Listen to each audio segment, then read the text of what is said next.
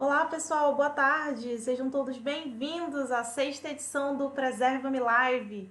E hoje a gente traz um tema super legal nesse momento de triste, né, de difícil de quarentena, mas a gente traz um tema que está muito em alta agora pelas grandes iniciativas de virtualização da cultura, trouxeram esse tema para debate mais uma vez. E para debater o Creative Commons, a gente tem aqui hoje o Diego Barbosa.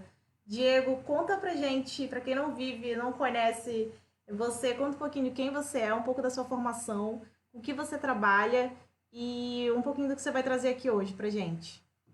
Olá, Raíssa, tudo bem? Primeiramente, obrigado pelo convite, né? Gostaria de agradecer muito a você e ao Centro de Memória da Eletricidade, né? Por isso, enfim, é muito gratificante a gente estar aqui, sempre dialogando, é um prazer enorme estar debatendo ideias, né? Mesmo que a distância, como apesar disso tudo, mas a gente mantém esse diálogo aí com as pessoas também sempre comentando, né? Mandando suas contribuições.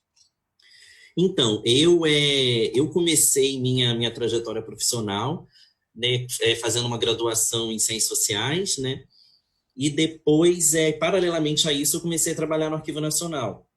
E aí lá eu construí uma carreira, quer dizer, eu construí paralelamente, né, nas universidades uma carreira acadêmica bem multidisciplinar, né?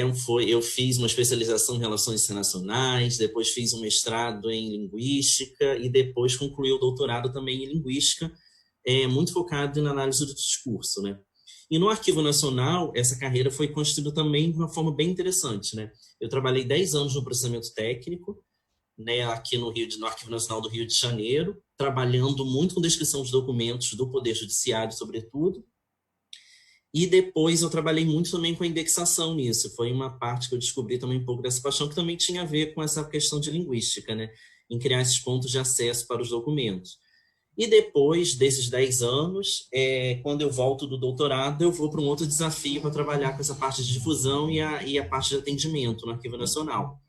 E aí eu viro coordenador geral de acesso e difusão documental, e depois eu chego rapidamente aí numa coisa, faço uma passagem rápida pela direção geral do órgão e pela presidência do Conselho Nacional de Arquivos, né?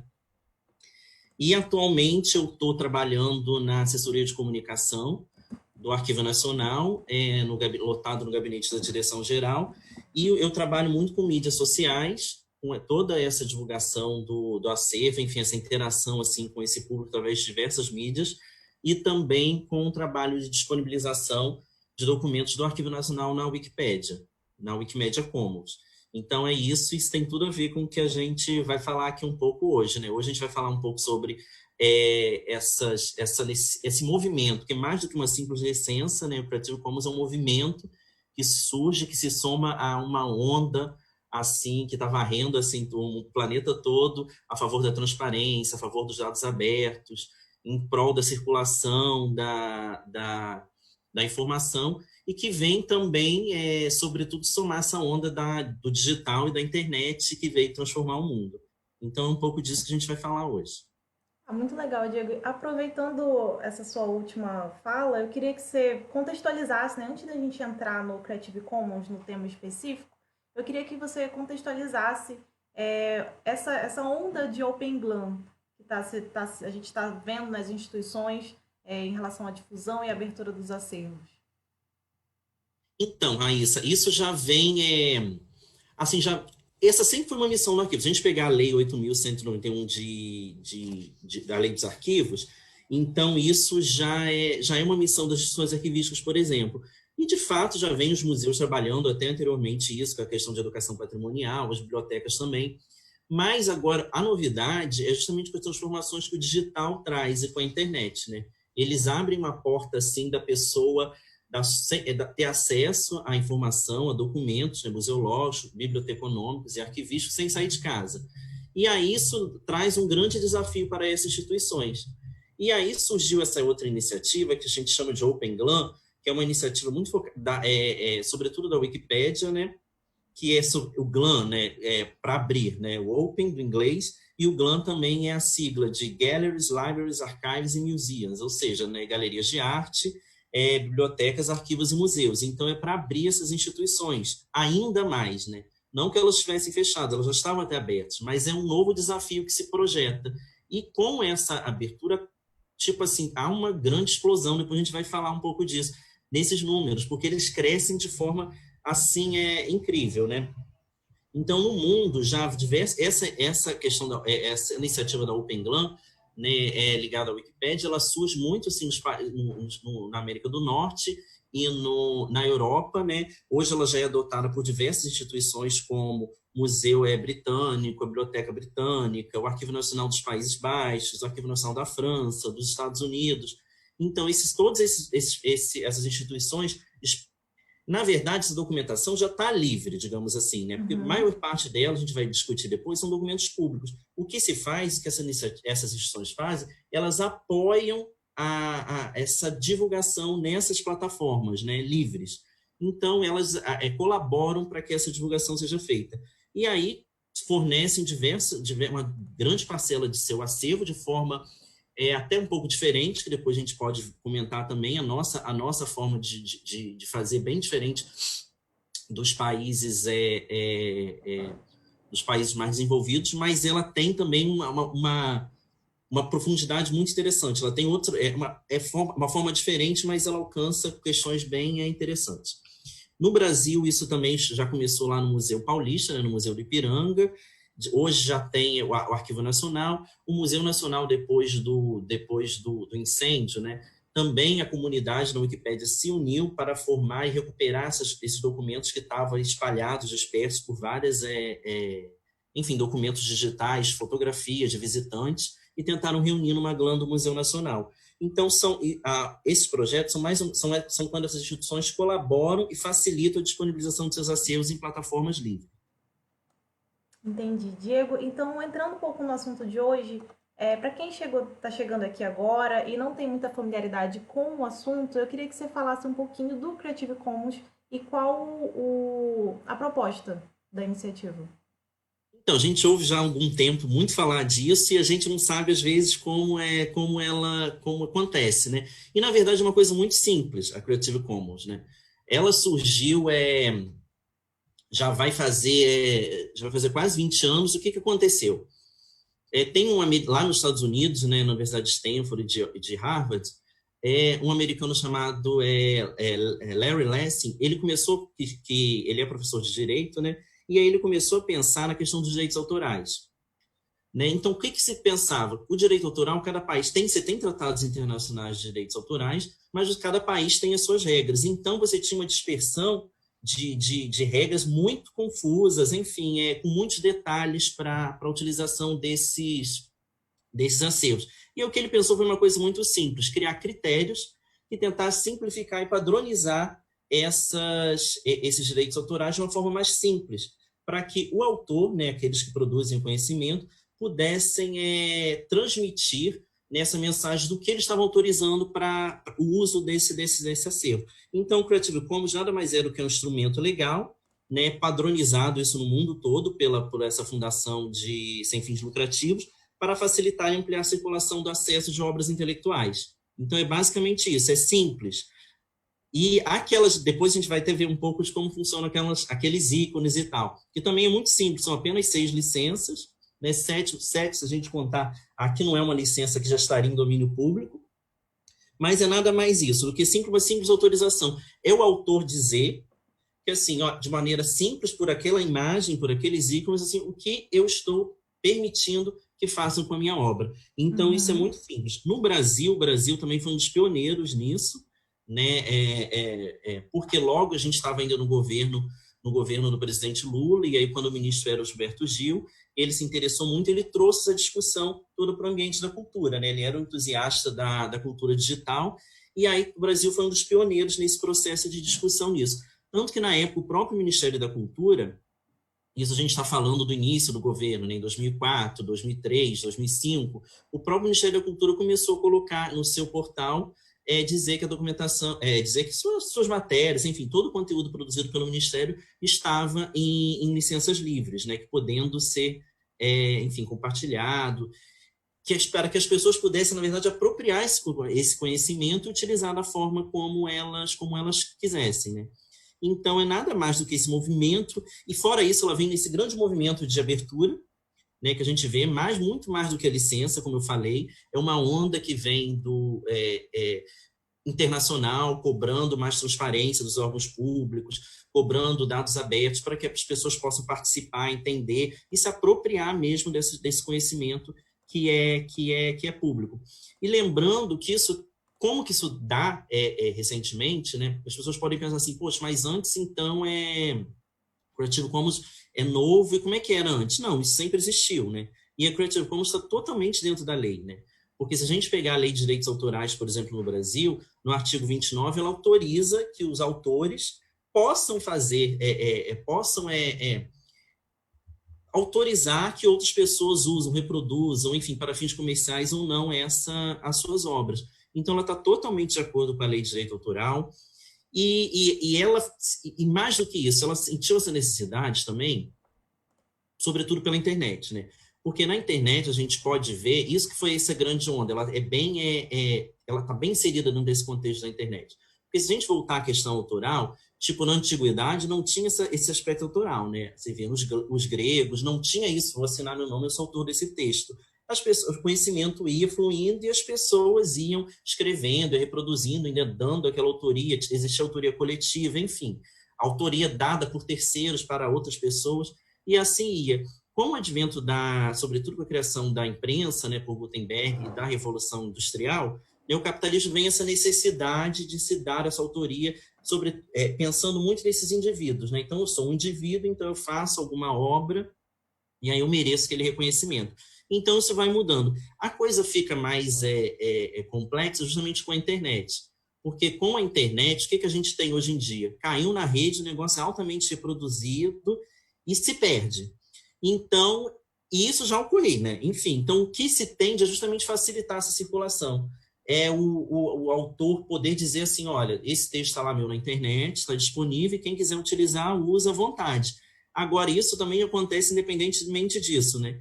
E isso é interessante a gente pensar que a maioria das pessoas não estão preocupadas com direitos autorais, né? Tipo, a grande maioria na produção de documentos. Basta a gente ver, por exemplo, quando a gente coloca fotos no Instagram, no Face, a gente não está preocupado se alguém vai pegar e usar essas fotos, enfim, fazer até memes hoje, que é muito comum. A gente tem até casos assim das pessoas questionando, por exemplo, o uso de imagens, sobretudo. Mas isso é muito de uma minoria. Então, as coisas estão circulando. Então, a ideia dessa Creative Commons vem somar a isso, né? Não só, ela veio facilitar esse movimento todo da internet, dessa circulação da internet que já ocorria. Então, ela veio facilitar e dar mais uma segurança, tanto para os autores, quanto também para as pessoas que estão utilizando essas obras, né? Com certeza, Diego. Acho que o fenômeno dos memes, ele explodiu isso. A construção em cima de algo que já existe, de obras de arte, de outras fotos. Essa discussão, ela é extremamente válida e ela é urgente, né? Agora, Diego, entrando um pouco na experiência do Arquivo Nacional, que é uma das instituições licenciadas, né, da Creative Commons. Queria que você contasse um pouquinho como é que foi esse processo de adoção de licenciamento, né, no Creative Commons e no que o Creative Commons ajudou e ajuda o Arquivo Nacional hoje na difusão desses acervos. Então, os arquivos, né, eles surgem, vou voltar um pouco no tempo, né, para a gente entender isso. Então, os arquivos, o Arquivo Nacional ele foi criado, né, pelo Marquês de Olinda, na época da regência, e ele é em 1838. Se a gente pegar o primeiro regulamento, é super interessante a gente ver que, na época, o acesso era permitido, mas sob autorização do ministro de Estado, que na época era o ministro, como se fosse o ministro da Justiça, o ministro da Secretaria de Estado de Interiores, né, do Império. Então, o acesso era possível, mas você imagina, né, ele era bastante dificultado. Né? E, além disso, a gente imagina numa época, uma população que a grande maioria esmagadora dos brasileiros era analfabeta, não tinha acesso, enfim, à educação, não tinha acesso a muitas tecnologias, enfim, da época. Então, o arquivo surge muito centrado, né? Naquela época, ele foi criado muito para guardar as provas dos documentos do Estado produzidos, sobretudo pelo Poder Legislativo, o Executivo Moderador, e também para preservar esses documentos que contassem essa memória do Estado, né? essa memória nacional daquele país que se iniciava, né? Então, essa foi a sua função, muito focado, muito nessa preservação da memória. E aí, os arquivos vêm passando por um processo gradativo de abertura e de ampliação desse acesso, né, desde então. Se antigamente você, por exemplo, os originais eles eram preservados, até porque o próprio manuseio causava desgaste da documentação, então era necessário você preservar aquele original. Com o passar do tempo e avançar de tecnologias, né, primeiro com microfilme, depois agora com o digital, com esse advento do digital que permite uma cópia, né, idêntica e disponível em qualquer parte do mundo, isso trouxe aos arquivos um grande desafio, uma ampla mudança, né? Então, a gente tem essa grande mudança. Aí, a partir de então, a gente vem com a própria lei de arquivos, né? Como eu falei, a 8.191 de 91, que ela vai falar sobre essa missão dos arquivos também de ser acessíveis, ela já traz essa necessidade, dos documentos são públicos, então já vem. A própria Constituição de 88 também, né, já fala disso. Então, ela já prevê que o Estado tem esse dever de promover o acesso a esses bens culturais, enfim, aos documentos. Então, isso tudo vem com esse advento. Só que, como vai chegando todas essas transformações, o digital, a internet amplia muito isso, né? E a gente vê também, como eu já mencionei em 2011, a elaboração da Lei 12.527, que é a Lei de Acesso à Informação, que traz, digamos, para os arquivos um impacto muito grande. De algo que a gente já estava fazendo, né? Os documentos já eram acessíveis, mas essa lei vai dizer, né, no seu artigo 7º, que todo cidadão tem direito de obter informação contida em registro de documentos produzidos, acumulados por órgãos públicos ou entidades, recolhidos ou não nos arquivos públicos. Ou seja, todo esse acervo que estão nas instituições e também nos arquivos, eles são públicos. Então, esses acervos eles estão aí disponíveis e devem ser apropriados pela população como pelo seu bem entender, né? E aí eu faço até uma ressalva, embora isso tudo esteja na Constituição e na legislação brasileira, eu como humanista eu vou até além, eu acho que é para a humanidade, esse acervo está aí, representa um bem para toda a humanidade, né? Com certeza. Enfim, aí a gente vai tendo, essa lei traz também princípios de transparência ativa, que os órgãos têm que fazer, eles têm que disponibilizar ativamente seus acervos, traz também o princípio da cultura da transparência, ou seja, o sigilo é exceção. Depois nós temos em seguida também o decreto de 2016, 8777, que cria a Política Nacional de Dados Abertos, que também é mais transparência, ou seja, todo esse grande movimento para que a gente... Ou seja, ele impulsiona os arquivos, ele fala assim, os arquivos já estavam vindo nessa abertura, mas eles falam, poxa, dever sim, o documento é público, disponibilize, faça isso, né? E aí, engraçado que isso também foi um fato, tão interessante, que houve uma abertura tão grande também nessa transparência, enfim, nesses dados abertos, que em 2018, né, foi promulgada uma outra lei, que é a 13.709, sobre a proteção de dados abertos. Então, o legislador dizia, poxa, transparência, ok, mas vamos também proteger aquilo que deve ser protegido, que são os dados pessoais.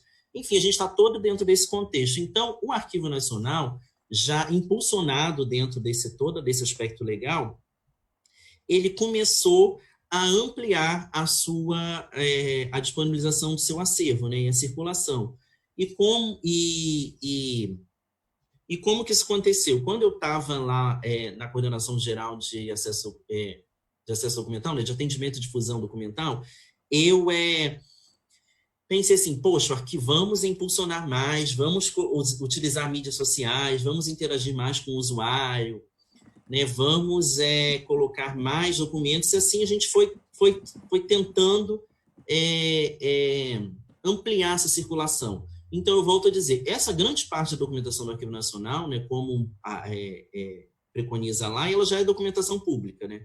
Exceto aquelas alguma pequena parcela que tem origem privada, que foi doada, e na época, de uns anos para cá, já deve ter mais ou menos uns 6 anos, o Arquivo Nacional, hoje, ele só aceita acervos doados que tiverem também a seção de direitos patrimoniais, né? Direitos autorais patrimoniais. Porque senão a gente entra também num problema que a gente não pode dar esse acesso amplo como a gente quer. E lembrando que também essas instituições, por exemplo, o Arquivo Nacional e outras instituições arquivísticas públicas são custeadas pelo cidadão, né? Então, a gente recebe dinheiro público para manter ar-condicionado ligado, para manter, enfim, para digitalizar o documento, para manter a segurança, para protegê-los mesmo. Então, é um custo muito alto e ele tem que ser usufruído pelas pessoas em geral, né? Com certeza.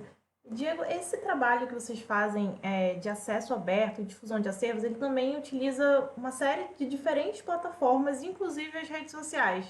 Aí é o momento que eu conto uma história que eu estava lá no Pinterest, fazendo seleção de obras, quando eu me deparo com um item documental lá do Arquivo Nacional e penso, meu Deus, foi roubado lá do Arquivo Nacional, tá muito errado isso aqui. Quando eu vi, foram vocês mesmos que fizeram a divulgação lá no Pinterest. E aí eu queria saber, assim, que você contasse um pouquinho mais como é que isso funciona na prática e quais as plataformas que estão sendo utilizadas nesse momento pelo Arquivo Nacional. Que, inclusive, é um tema que eu tenho super interesse, porque eu sou de comunicação e eu também tenho vontade de divulgar esses acervos enormemente. E aí a gente se depara com uma série de limitações e é muito legal saber de você como é que vocês estão fazendo isso. Então, lembrando, o Arquivo Nacional já vem digitalizando há muitos anos parte do seu acervo, né? Ou então migrando de suporte, né? Pegando os próprios microfilmes que já eram cópias e digitalizando. Isso já tem um tempo e grande parte desse acervo já está disponível na principal base de dados do Arquivo Nacional, né? Que é o CIAM. O que a gente fez também foi justamente utilizar essas ferramentas, essas plataformas, né? Essas mídias sociais, elas davam outras ferramentas para além da base de dados, né? Então, por exemplo, o arquivo já tinha alguns anos, a primeira foi o Twitter, que já vai fazer 10 anos que a gente entrou, depois veio o Facebook e depois o YouTube. E aí, no YouTube, a gente colocava muito as próprias palestras, os documentos produzidos pelo Arquivo Nacional, palestras, eventos e tal.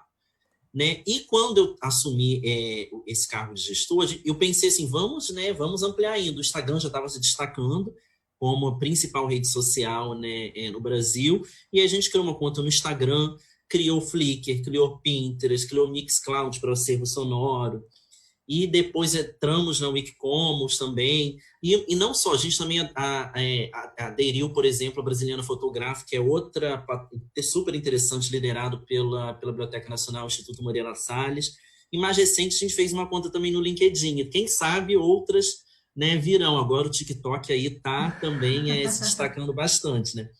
Isso a princípio a gente pensa assim, poxa, mas eu sou um entusiasta grande disso, e por mim, quanto mais a gente dá conta, vamos fazendo e vamos ter acesso.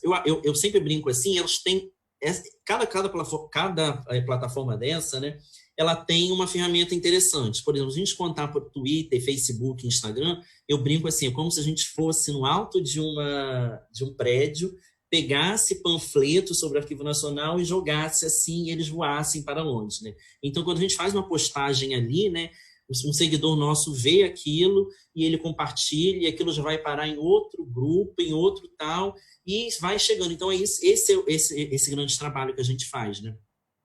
Já outros, por exemplo, quando o Flickr e o Pinterest, eles já vão por assuntos temáticos, né? Você pode organizar por grupos de fotografias que vão além daquela descrição arquivística, né? Você pode fazer, por exemplo, na descrição arquivística, a gente trabalha com a proveniência, né? Então, você pode criar, por exemplo, assuntos temáticos e reunir um acervo. O Flickr também é interessante porque ele tem georreferenciamento, então a gente consegue marcar os documentos. Então, a gente vai assim, no Rio de Janeiro, você consegue ver onde tem as fotos do Rio de Janeiro pelo mapa, né, pelo acervo do Arquivo Nacional. Então, também é super interessante. Né, o Mixcloud também, que é a parte do acervo sonoro. A gente agora também está tentando disponibilizar em outras plataformas como o Spotify, para facilitar esse acesso. Então, nossa ideia é mais mediar fazer um trabalho de mediação cultural, é ir lá até o usuário, não só ficar esperando que o usuário nos procure. Então, é um trabalho extremamente gratificante, isso amplia muito o acesso nosso, e a gente pensa assim, mas só amplia no nas mídias sociais, não. Isso também, claro que a gente ganha muitos mais seguidores, né? E tentando sempre interagir. Hoje em dia isso conta muito, né? Mas também amplia. Curiosamente, a gente teve o acesso vem crescendo muito também nas nossas bases de dados e nos atendimentos. Né? Isso antigamente, posso dizer, né? Os servidores antigos contam que há 30 anos o arquivo recebia, por exemplo, 4 pessoas por dia há uns 30 anos. Hoje a gente recebe 400, né? E continua atendendo mesmo à distância. Tem o setor de atendimento à distância que continua realizando esses atendimentos. Então, você vê que é um crescimento muito grande, os números continuam crescendo, o acesso às bases de dados também continuam crescendo, e isso vai... é isso, né? E a gente traz esse documento, e é muito interessante, Raíssa, porque eu até brinco que a gente fala que com isso muda toda essa relação com o documento, né? Isso, antigamente, quando o arquivo foi criado lá pelo Marquês de Olinda, estava muito centrado em preservar essa memória nacional, né? Construir e preservar essa memória nacional. Hoje em dia as pessoas se identificam, e a gente busca muito isso, né? Quando a gente coloca, por exemplo, uma foto de um bairro no subúrbio do Rio de Janeiro, ou no centro de Belém, hoje saiu no Facebook uma foto aérea sobre Belém do Pará, então as pessoas até se identificam e falam, poxa, que lindo, eu reconheço isso, essa aqui é a minha rua, Eu eu super me morava aqui. identifico, porque eu sou de Belém, inclusive depois dessa Então, live, vou dar uma olhada lá, com certeza. Então, você tem isso, e as pessoas se emocionam. Eu até brinco, falo assim, gente, agora uma grande função dos arquivos que a gente está descobrindo nessa é provocar essas sensações nas pessoas. E não é nem sempre assim, só de saudade, não, que seria o mais previsível. Mas também, poxa, de a pessoa olhar, não gostei dessa imagem, aquilo não sei o quê. Então, a gente provoca essas reações nas pessoas e aumenta muito a questão do atendimento, né? Nossa, muito legal, Diego. A gente conversou com o criador do Rio Antigo, né, que é um perfil Ai, bem sim. famoso no Instagram, e ele estava falando muito desse aspecto afetivo, né, a memória afetiva das pessoas e como que essa colaboratividade dele suscita discussões e contribuições, até mesmo de conteúdo, assim, das pessoas complementarem informações. Mas muito legal ver que vocês estão fazendo esse esforço de se adaptar às linguagens das plataformas, né, entendendo onde que cabe o quê. Isso, assim, é muito legal, é o máximo. É isso, e lembrando, Raíssa, isso é uma coisa também que as pessoas às vezes até estranham, mas a própria, por exemplo, a gente não tem um sistema de comunicação do governo federal, né? Mas não existe sistema estruturado, mas a própria SECOM, né, ligada à presidência da República, ela tem diretrizes e ela fala que a gente tem que fazer isso, né? A gente tem que atuar nas redes sociais, a própria, enfim, todas essas leis que eu já citei diz que a gente tem que incentivar e fazer essa comunicação em diferentes plataformas, com entendendo esses avanços todos tecnológicos. Então, ele já diz, então, o mais interessante é isso, independente de governo de ideologia, né, todos os governos, né, os anteriores e esse atual, dizem que a gente tem que comunicar e de uma linguagem apropriada para que o cidadão possa entender. Né? Eu já tive a oportunidade de participar, de interagir com outros governos, como sociedade civil, como gestor público, e todos dizem isso. A gente tem que comunicar de uma forma que chegue ao cidadão e que o cidadão reconheça e entenda isso. Então, é isso que a gente tenta fazer, e não é um trabalho muito fácil, né? É bem difícil, mas a gente está aí, estamos sempre experimentando também. Isso também que é o gratificante dessas mídias sociais, né? A gente está sempre Sim. tentando fazer uma coisa nova, tendo uma ideia. Às vezes surge uma brincadeira, uma hashtag nova, a gente tenta inserir, e assim a gente vai indo e tentando participar dessa interação. Muito legal. E é legal que você falar que essa participação, né, junto a esses públicos que podem não ser, obviamente, públicos de interesse do Arquivo Nacional, também fez a demanda em pesquisas presenciais aumentar. Isso é um fenômeno bem interessante que eu também percebo lá na memória. E aí, assim, é uma lógica básica que às vezes a gente esquece, né? Os pesquisadores, as pessoas que se interessam em pesquisar nesses acervos, eles também são pessoas comuns, eles estão no Instagram, eles estão nessas outras redes sociais, eles atuam, têm esses outros papéis, né? E aí descobrem esses materiais e aí, poxa, assim, isso eu vou levar lá para o meu trabalho, isso eu vou levar lá para a minha pesquisa acadêmica. Isso é um fenômeno muito legal, assim, eu já vi vários pesquisadores chegando no WhatsApp da memória. Assim, oi, tudo bem? Eu queria fazer uma pesquisa. Aí a gente encaminha para o setor de acervo e pesquisa. Mas é muito legal, assim, as formas diferentes que esses pesquisadores chegam. Sim, quando a gente publica uma foto, sempre vem, você tem, por exemplo, teve semana passada, a gente publicou um vídeo sobre a estrada de Fermogiana. E aí vieram várias mensagens, isso foi no Facebook, pelo próprio Facebook. Vocês têm dessa outra estrada de ferro aqui do Espírito Santo, ou dessa outra de Minas Gerais, e a gente sempre caminha também para o setor de atendimento. Então, cresce muito antigamente, eu acho que muito antigamente, né? Talvez nesse início do arquivo, né, no século XIX, tinha essa ideia. Quanto mais acesso, mais ia danificar o documento. Agora, não. O interessante é que quanto mais acesso, é o contrário, mais se preserva o documento. Porque mais visibilidade traz para aquele documento, mais se reconhece a importância social, cultural, né? E também da instituição que tem essa custódia, né? Como o Arquivo Nacional, como centro, como a memória da eletricidade. Então, isso acaba ampliando muito esse acesso. E a gente, sempre quando faz os postagens, a gente coloca sempre o código de referência, né? Que é um código, para quem não é da área de arquivo, é um código internacional, que com aquele código você consegue localizar o documento. Então, se a pessoa pega aquele código e vai no próprio CIAN, ela consegue localizar o documento, e muitas vezes a gente documentos de outro dossiê de um álbum, por exemplo. Então, a gente coloca, por exemplo, uma foto de Belém.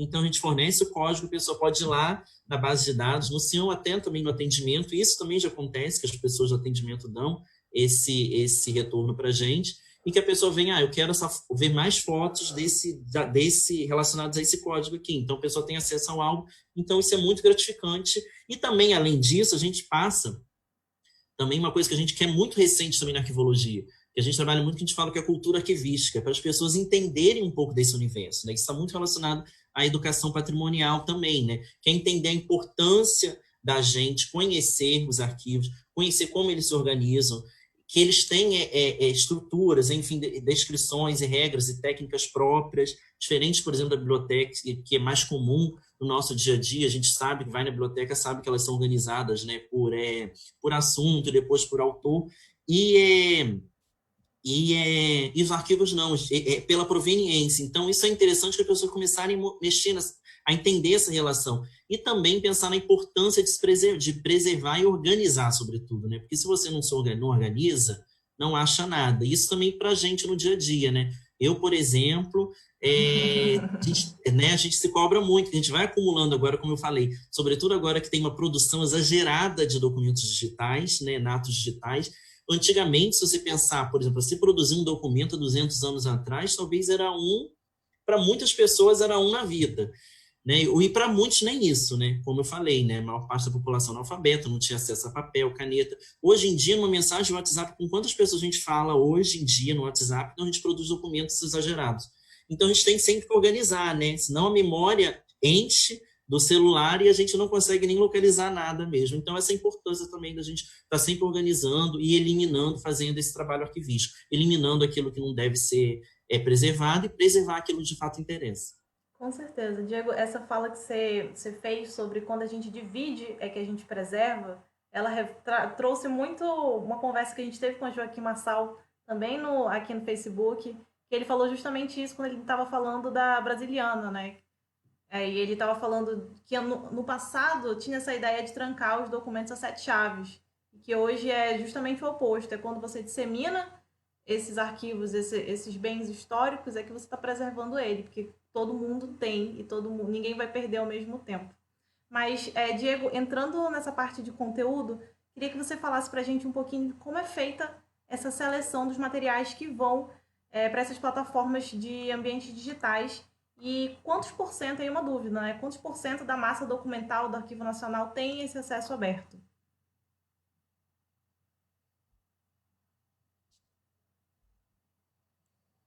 Oi, acho que travou um pouco. Opa, Diego, acho que a gente está de Voltou. volta. Voltou. Voltou. Você conseguiu me escutar? Sim, para falar um pouco sobre a seleção desses documentos, né? Isso. E como é que é esse percentual de dados de acesso aberto, né? Uhum.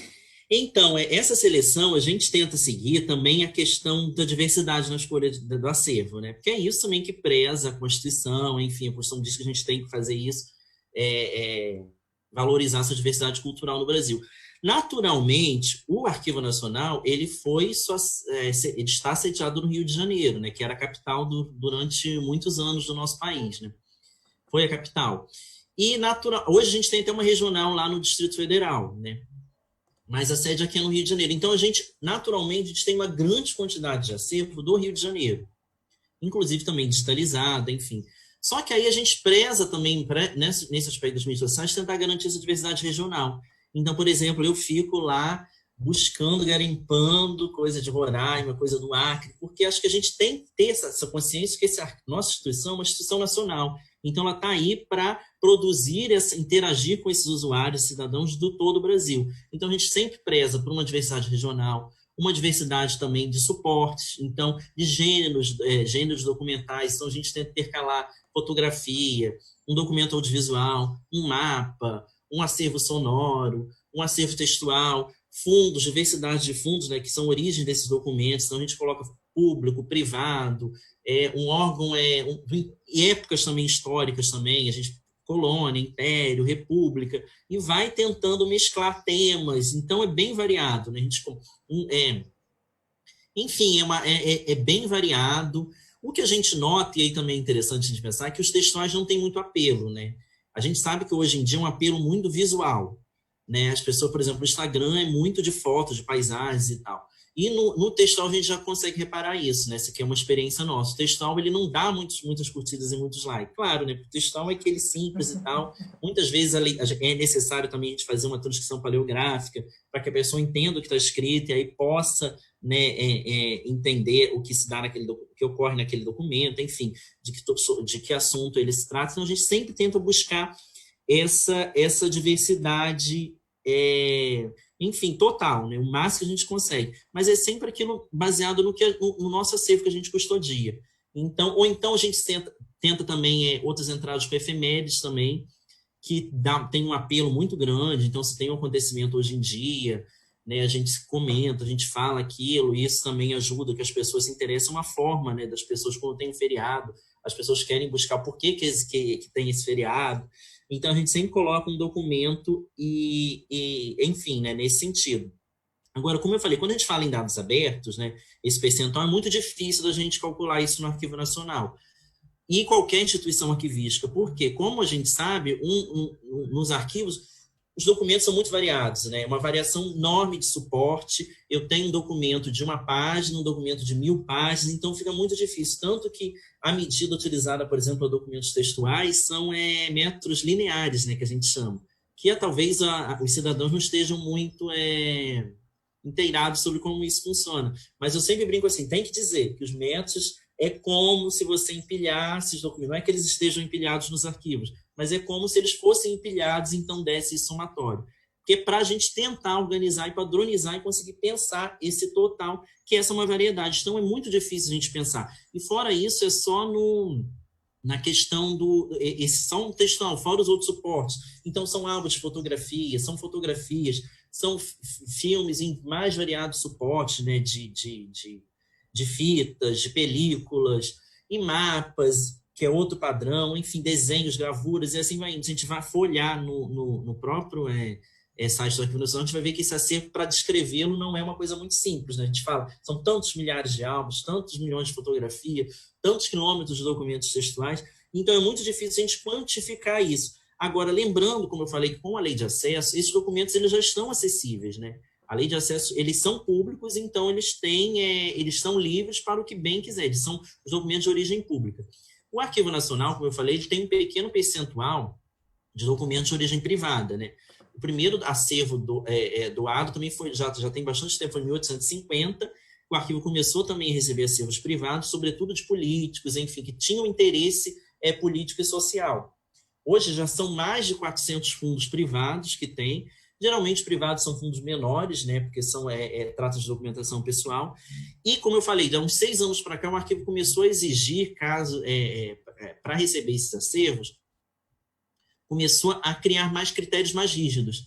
Né? Por exemplo, há uns 6 anos atrás, veio essa de que começar a exigir que a pessoa tivesse o direito autoral. Né?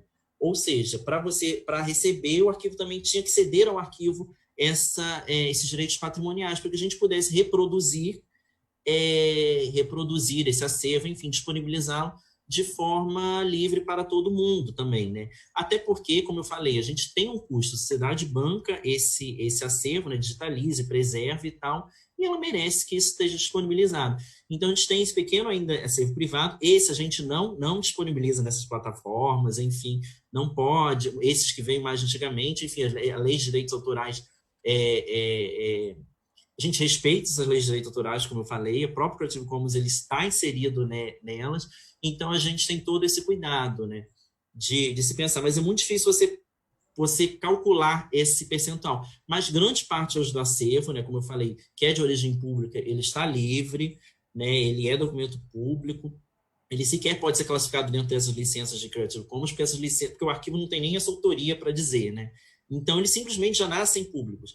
E grande parte dele também já está digitalizando. O arquivo está digitalizando ainda mais, vem ampliando nos últimos anos essa grande quantidade, não só de digitalização, mas todo esse cuidado que outros setores, né, que a coordenação de processamento técnico e preservação do acervo faz, do Arquivo Nacional, que ampliar essa capacidade de armazenamento, que também não é só digitalizar, né? Às vezes a gente pensa que o Joaquim deve ter falado disso, mas às vezes a gente pensa que é só apertar um botão e digitalizar, né? Como se fosse um scanner na nossa casa, e não é isso, né? Isso tem um trabalho enorme por trás disso, porque a gente tem que digitalizar, tem que preservar esse material, né, digital, porque ele pode, o programa, enfim, de computador pode ser que a gente tenha que migrar, então ele tem que durar, a gente tem que preservar. O Arquivo Nacional hoje tem uma capacidade de mais de 1 petabytes, tem uma sala cofre para armazenar todos esses documentos, então essa capacidade também tem se ampliando, então é todo um trabalho bem árduo, bem demorado, para que esses documentos se preservem, né? Para que não seja como na casa da maioria da gente, que os documentos ficam lá no computador e a gente não consegue achar depois. Então tem todo esse documento e o Arquivo Nacional vem ampliando cada vez mais, disponibilizando no CIAN, e a gente vai muito mais lá no CIAN, garimpa, faz essa seleção de curadoria digital que a gente chama, e pegando, de acordo com essa diversidade, máxima, assim, maior possível, diversidade, como eu já falei, regional, diversidade histórica, de períodos históricos, diversidade de gênero, diversidade de assuntos, diversidade como manda mesmo a Constituição brasileira, né? Com certeza. Diego, antes da gente partir para a próxima pergunta, já somos 55 agora nesse bate-papo. Você falou do Cian antes, todo mundo levantou as mãos aqui, todo mundo adora o Cian é famoso nas redes sociais. E agora pegando o gancho da sua última fala, você falou que é difícil, né, assim, divulgar, não é simplesmente divulgar, não é simplesmente digitalizar. O compartilhamento desses acervos não é um processo simples. Por trás dele tem toda uma enorme etapa de preservação desse acervo e também de pesquisa para a produção de conteúdo em cada uma dessas plataformas. No caso do Arquivo Nacional, como é desenvolvido esse trabalho de produção de conteúdo? Quais são as especificidades de linguagem que vocês usam para cada plataforma? E como é que vocês organizam esse trabalho, para além do que você já começou a falar, né, dessa diversidade de conteúdo regional, de gênero? Conta um pouquinho para gente. Então, hoje a gente tem uma equipe também multidisciplinar, né, para fazer isso, jornalistas, historiadores, eu cientista social, linguista, e para trabalhar com tudo isso, né? Essa produção, como se dá, né? A gente tenta, não é uma coisa simples, como eu falei, né? A gente tenta sempre pegar, por exemplo, na escolha desses temas, além de levar em consideração essa diversidade, a gente tem que estar sempre antenado do que está acontecendo, né? Então,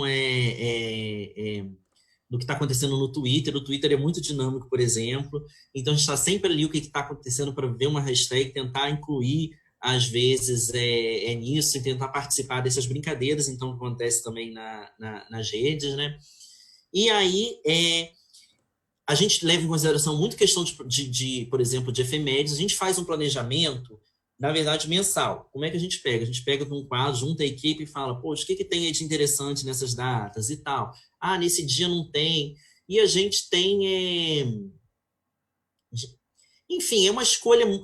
É uma escolha difícil, mas também gratificante. É interessante a gente pensar que a gente está sempre experimentando. Eu sempre falo isso, gente, vamos experimentar. Teve uma vez, Raíssa, que eu coloquei no Instagram, que eu falei assim, vamos fazer a primeira postagem narrativa de ficção no Arquivo Nacional, porque geralmente coloca, né, o documento e conta a história, contextualiza e tal. E aí nem deu muito certo, mas eu falei, vamos convencer a equipe da gente tentar experimentar.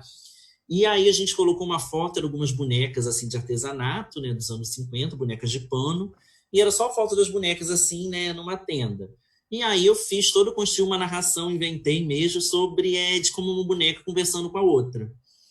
E aí, só que isso não deu muito certo, se eu não me engano, isso foi no Instagram, não deu nem muito certo, porque no Instagram tem uma limitação de que na hora de colocar o texto você não consegue colocar o travessão. Então eu acredito que tenha sido isso, né? Mas cabe aí uma pesquisa talvez aos usuários. Mas como não tinha travessão, as pessoas não entendiam mais. Pô, se essa que está falando, essa que está falando, um diálogo. Não entendia claramente ao olhar a mensagem de um diálogo. E aí ela nem foi tão curtida. E a gente falou, pô, por enquanto não dá para ter isso. Mas essa é a ideia, sempre da gente experimentar, né? Nossa, muito Tentar fazer legal, assim, enquetes, buscar. vocês terem essa liberdade criativa, né? Desenvolverem esses novos métodos de storytelling para as redes sociais, para uma instituição pública, é algo a ser exaltado, né? Porque não é sempre que isso é possível. É isso, a gente sempre está tentando ligar, né? E a gente, isso tem quando isso no arquivo, como eu falei, foi indo mais devagar. Primeiro foi Twitter, depois Facebook, o arquivo foi aprimorando isso, né? Hoje em dia a gente até auxilia e dá, troca experiência com outras instituições, né? E aí a gente tem muito orgulho disso. E no mundo, hoje, a gente está entre, por exemplo, se eu não me engano, no Instagram nós somos a maior instituição arquivística do mundo, no Instagram hoje. No Facebook nós estamos em quinto lugar. No Twitter também a gente tem destaque. Enfim, então a gente está sempre buscando isso e tentando assim, interagir. E aí, como você fala de instituição pública, assim, é difícil. Acho que as pessoas têm muito... ainda elas esperam muito uma postura muito assim, conservadora das instituições, né? E as redes sociais, elas são dinâmicas e querem uma linguagem simples, né? Muitas vezes até que nem se utilize o português da norma padrão, mas a gente sempre tenta interagir disso. E aí eu vou lembrar, a gente também não está fazendo nenhuma novidade, não. Como eu já falei aqui, a SECOM, a Secretaria de Comunicação da Presidência da República, ela diz que a gente tem que fazer isso, né? Os órgãos, talvez, que como não tem, talvez, infraestrutura, eles não consigam, talvez... e eu falo isso que a gente conversa, né? A gente sabe, por exemplo, que os arquivos, as instituições arquivísticas municipais, elas são muito diminutas, têm poucos servidores, poucos recursos, inclusive os estaduais. Então, às vezes, eles não têm essa capacidade de estar ali, né? Mas o Arquivo Nacional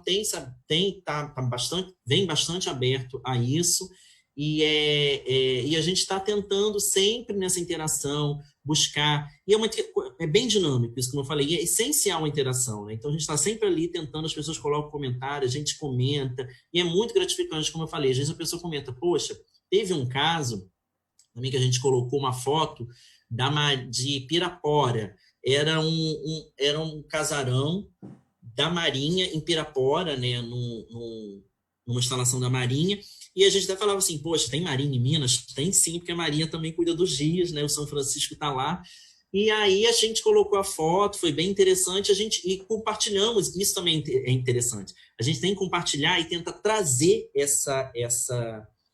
esses outros usuários. Por exemplo, então entro no grupo de Pirapora, por exemplo, no Facebook, e lá eu compartilho, comento e vou comentando, conversando com as pessoas. É um trabalho cansativo, mas é muito gratificante. Né, desse público, é uma construção diária, isso, de aproximação, e é muito ativa da nossa parte, né? Tem sido. E por isso a gente consegue muitos seguidores até. Então a gente vai lá e comenta, e aí nessa época uma senhora falou assim, poxa, eu morei nessa casa, uma senhora já, né, talvez com mais de 60, 70 anos, e ela falou assim, eu queria uma foto. E a gente falou, sim, a gente pega, manda para você pelo e-mail essa foto e tal. Ela mesmo poderia baixar lá, né, se ela quisesse, não teria problema nenhum. E essa interação, então, ela começou a descrever como era essa casa por dentro na época dela. E aí, se a gente vê como isso é interessante. Então, a gente sempre... rico. E a gente sempre encontra com essas pessoas e essa foto circula na cidade. Teve uma outra também, se não me engano, foi Igapé, que foi inundada pela represa de Furnas, e a gente colocou uma foto antes um pouco da cidade ser inundada, e simplesmente toda a cidade viu a foto. E a gente viu que a gente acompanha, né? A gente está sempre olhando também, isso é importante para fazer essa escolha, é interessante a gente olhar sempre as estatísticas dessas ferramentas, né? Então, a gente sabe que as pessoas estão gostando e a gente pode investir naquilo, mas a gente também não se preza nisso, não. A gente não vai só em busca daquilo que dá like, não. A gente pensa, como eu falei, na diversidade. Se tem algum tema que não agrada muito, a gente continua fazendo para que as pessoas tenham acesso, conhecimento e para que um dia, quem sabe, ele possa agradar. Mas então é muito isso, é muito gratificante, é um trabalho dinâmico, de interação todo momento. E como eu falei, a Secom praticamente manda a gente fazer isso, né? E ali a gente está sempre com uma linguagem, enfim, popular, prática, para a gente tentar chegar nesse dano e tentar trazer. Então, é esse trabalho de estar sempre nos grupos. Hoje, por exemplo, o que causou, por exemplo, como eu falei, aquele vídeo da estrada de ferro Mogiana, causou no Facebook, a gente alcançou já está quase 150 mil pessoas. Então, e vai compartilhando, a gente tenta em grupo, tenta interagir no Instagram e no Twitter, eu faço sempre tentando marcar, por exemplo, quando a gente fala de cidades, por exemplo, a gente marca a prefeitura, marca o governo do estado, marca a Secretaria de Cultura e tenta chamar, ou então manda mensagem, olha só, a gente colocou alguma coisa de vocês, e também muito gratificante, às vezes a gente tem prefeitos, governadores, retuitando e falando, e para a gente é gratificante porque isso é um fortalecimento do Arquivo Nacional, né? Com certeza. É um reconhecimento da instituição e, como eu falei, é muito assim, poxa, o Arquivo Nacional, eu acho que as pessoas muito pensam assim, né, nesse aspecto afetivo, é uma instituição que guarda parte da minha memória, que também é minha, e que eu posso lá, posso usufruir, posso apropriar, posso me emocionar, posso seguir, então vai ser muito interessante para a gente sobre esses aspectos, né? A Tássia Lais está falando que tem orgulho dessa equipe e é um prazer trabalhar com um profissional tão competente. Eu acho que é para você esse elogio. É isso, ela é a nossa chefe lá da Ascom. Diego, quais são? Eu queria que você entrasse um pouquinho nesse benefício da adesão, né? De serem instituições licenciadas da Creative Commons. Quais são os benefícios dessa licença para as instituições de custódia de acervo histórico? Como é que a implementação de ferramentas de acesso aberto pode trazer esses benefícios à instituição e à sociedade em geral? Então, os benefícios são assim enormes, né? A gente pode ver que, por exemplo, um primeiro que a gente nota também é a questão da ampliação da circulação, né? A gente pensa assim, como eu falei, ao disponibilizar, você pode até imaginar assim, se a gente colocar tudo na internet, ninguém vai querer ir para o Arquivo Nacional, né? Ou para uma outra qualquer instituição, mas não, é o contrário. Quanto mais você disponibiliza, mais as pessoas procuram e querem mais, até porque a gente difícil, mesmo que a gente conseguisse um dia colocar tudo, 100% do acervo na internet, na casa das pessoas, as pessoas ainda iam querer um contato com a instituição para conhecer, para auxiliar, enfim, para auxiliar nas suas buscas. Então, ao disponibilizar esses acervos, você tem uma ampliação enorme, Raíssa, do acesso. Então, só para a gente ter uma ideia, em todas essas plataformas, por exemplo, como eu falei, a gente já está entre assim, os maiores do mundo, muito por causa dessa interação também, que é fundamental, mas, por exemplo, o próprio Cian, ele tem aumentado, assim, em 3 anos, se eu não me engano, ele já quase triplicou o número de acesso, então ele tem aumentado também a nossa base de dados, então aumenta a circulação, aumenta o acesso.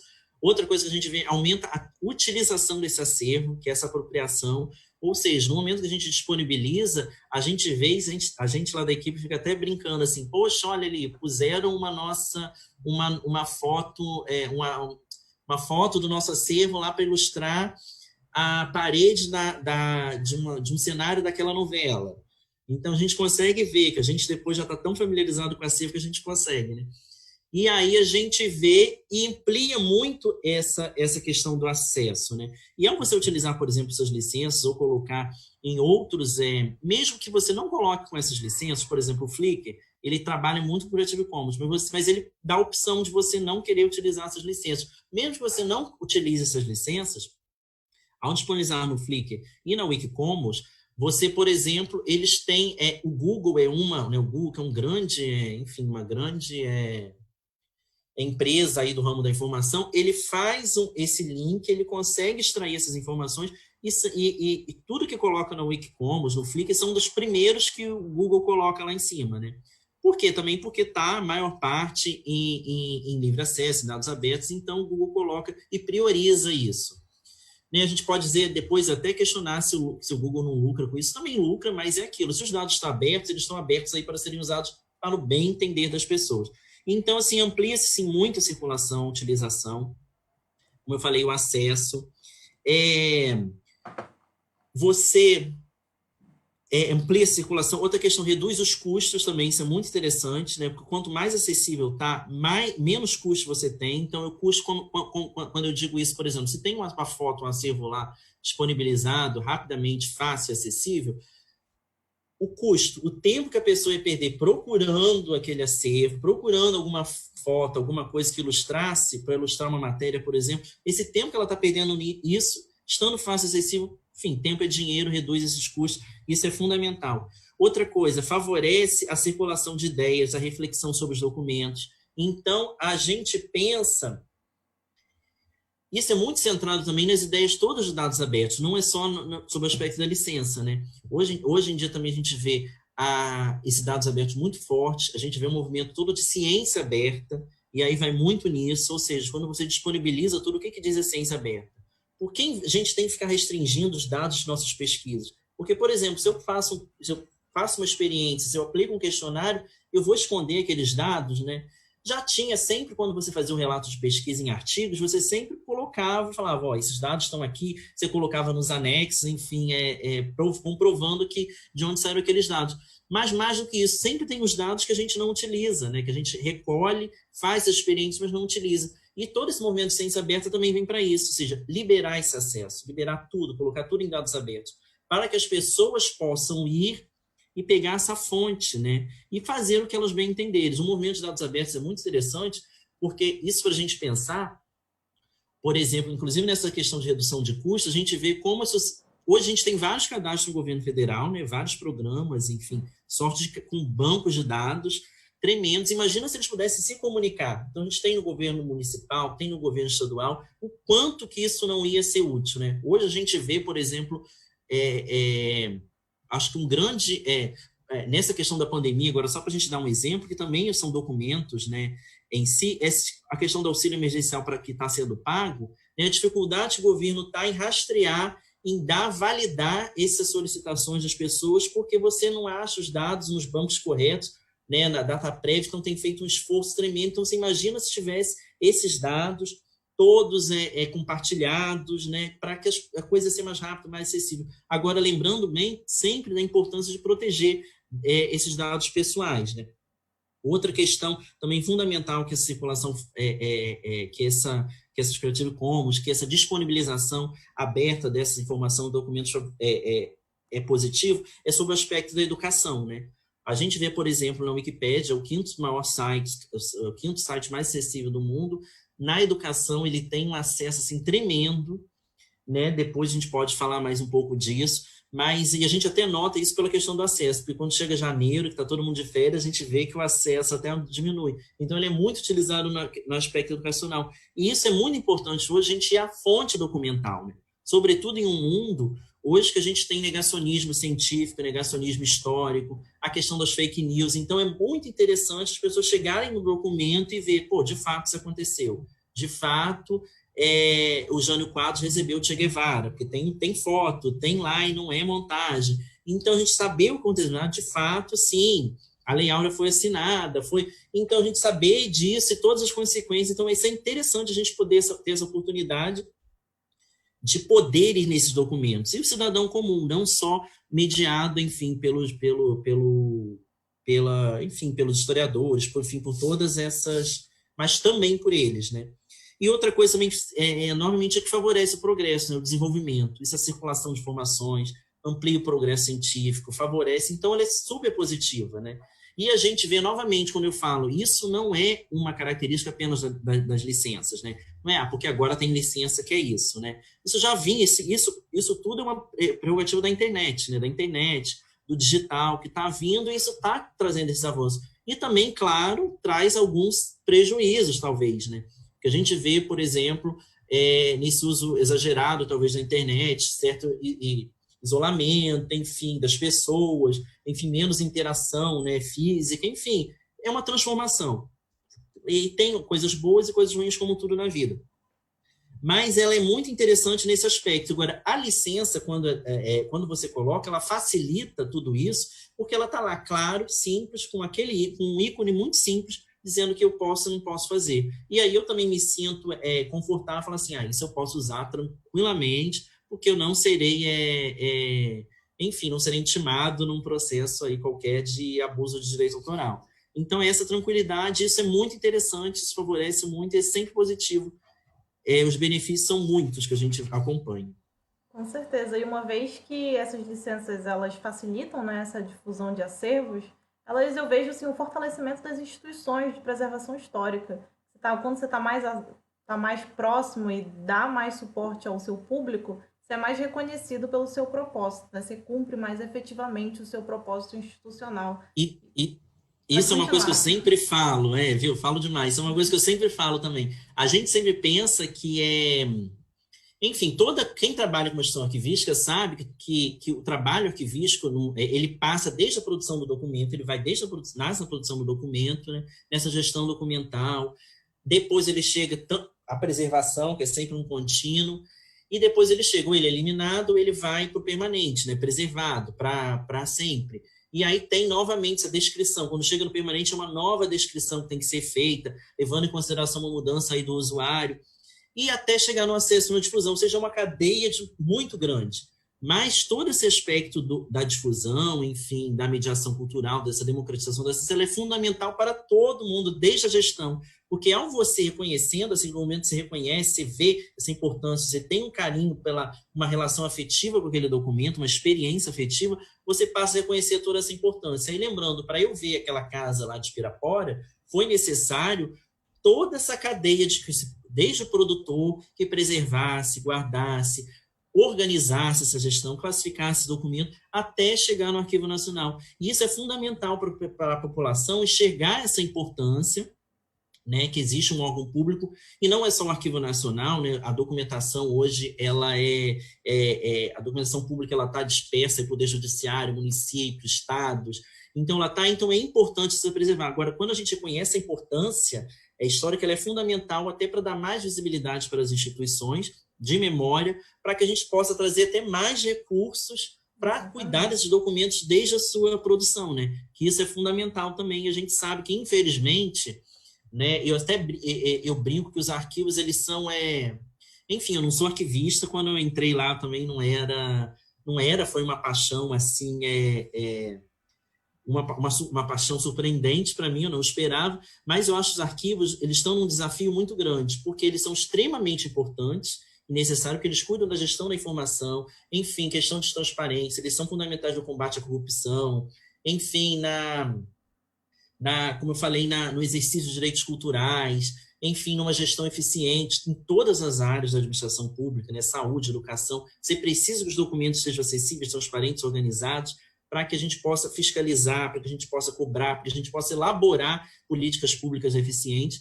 E isso é muito interessante. Mas, ao contrário disso tudo, a gente ainda nota que a sociedade ainda não reconhece a importância dos documentos, né? A gente vê, assim,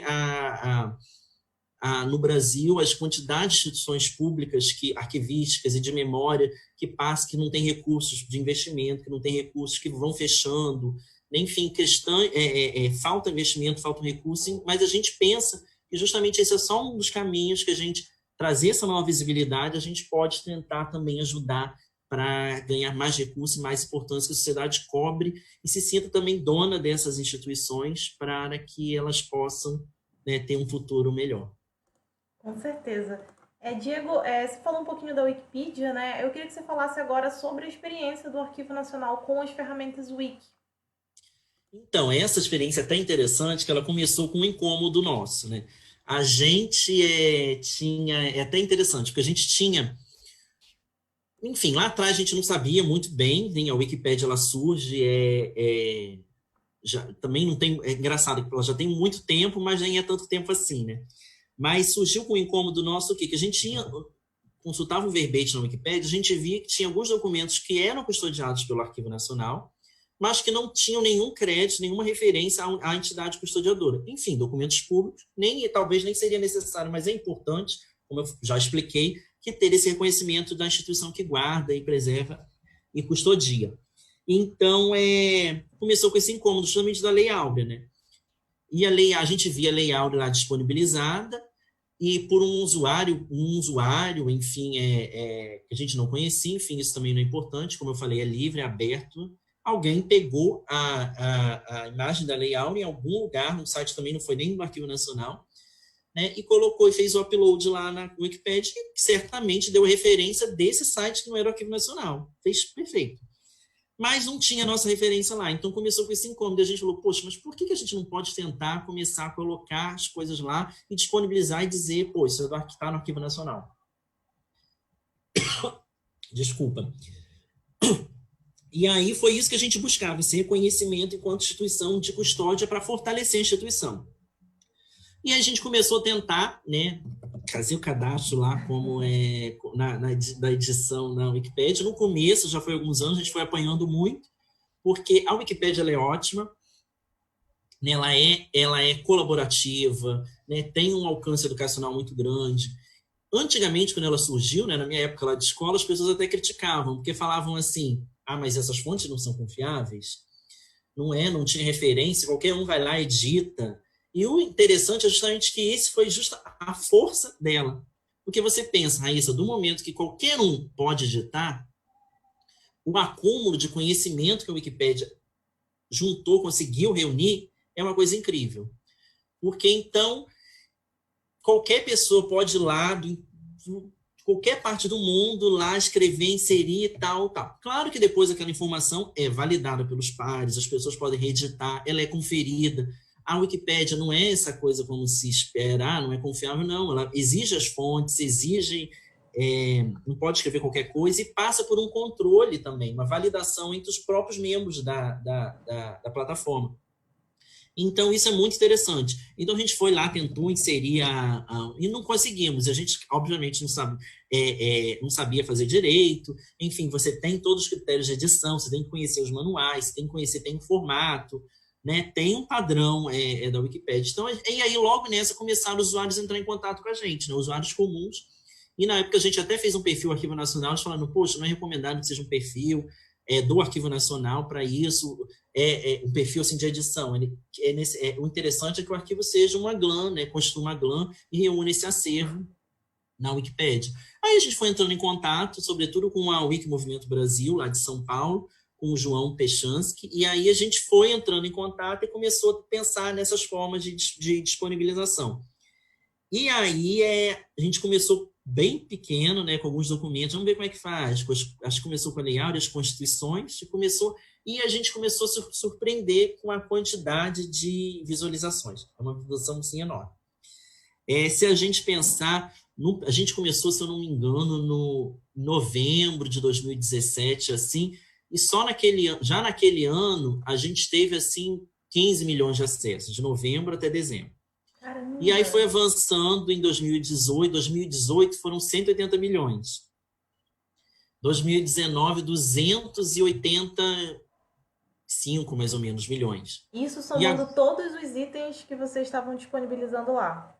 Isso. Como é que funciona esse trabalho, né? A gente faz essa seleção na Wikipédia especificamente, como a gente faz em todas as outras, a gente seleciona esses documentos, e aí, já são documentos em domínio público, então eles nem levam essa licença da Creative Commons nesse caso, e aí a gente fornece esses documentos para editores fazerem esse upload nessa base. A gente conta com esse apoio da Associação Wiki Movimento Brasil. Poderia ser a gente mesmo, poderia ser qualquer um. O interessante é que eles têm um robozinho, né, que faz isso tudo de forma mais rápida, e aí considerando todos os metadados de captura daquele documento de digitalização e os metadados também de assunto, né, que a gente dá, os descritivos.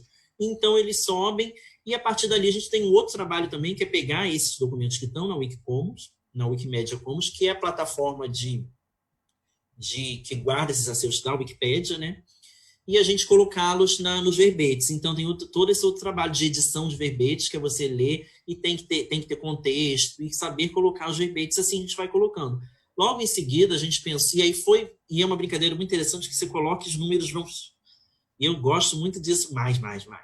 E aí a gente vai, como eu falei, vai crescendo muito rápido. Depois a gente pensou em pegar documentos fotografias da Agência Nacional, né, que é um órgão público também, como eu falei, órgão público, domínio público e tal. E a gente pegou fotografias de políticos dos anos 40 aos anos 80.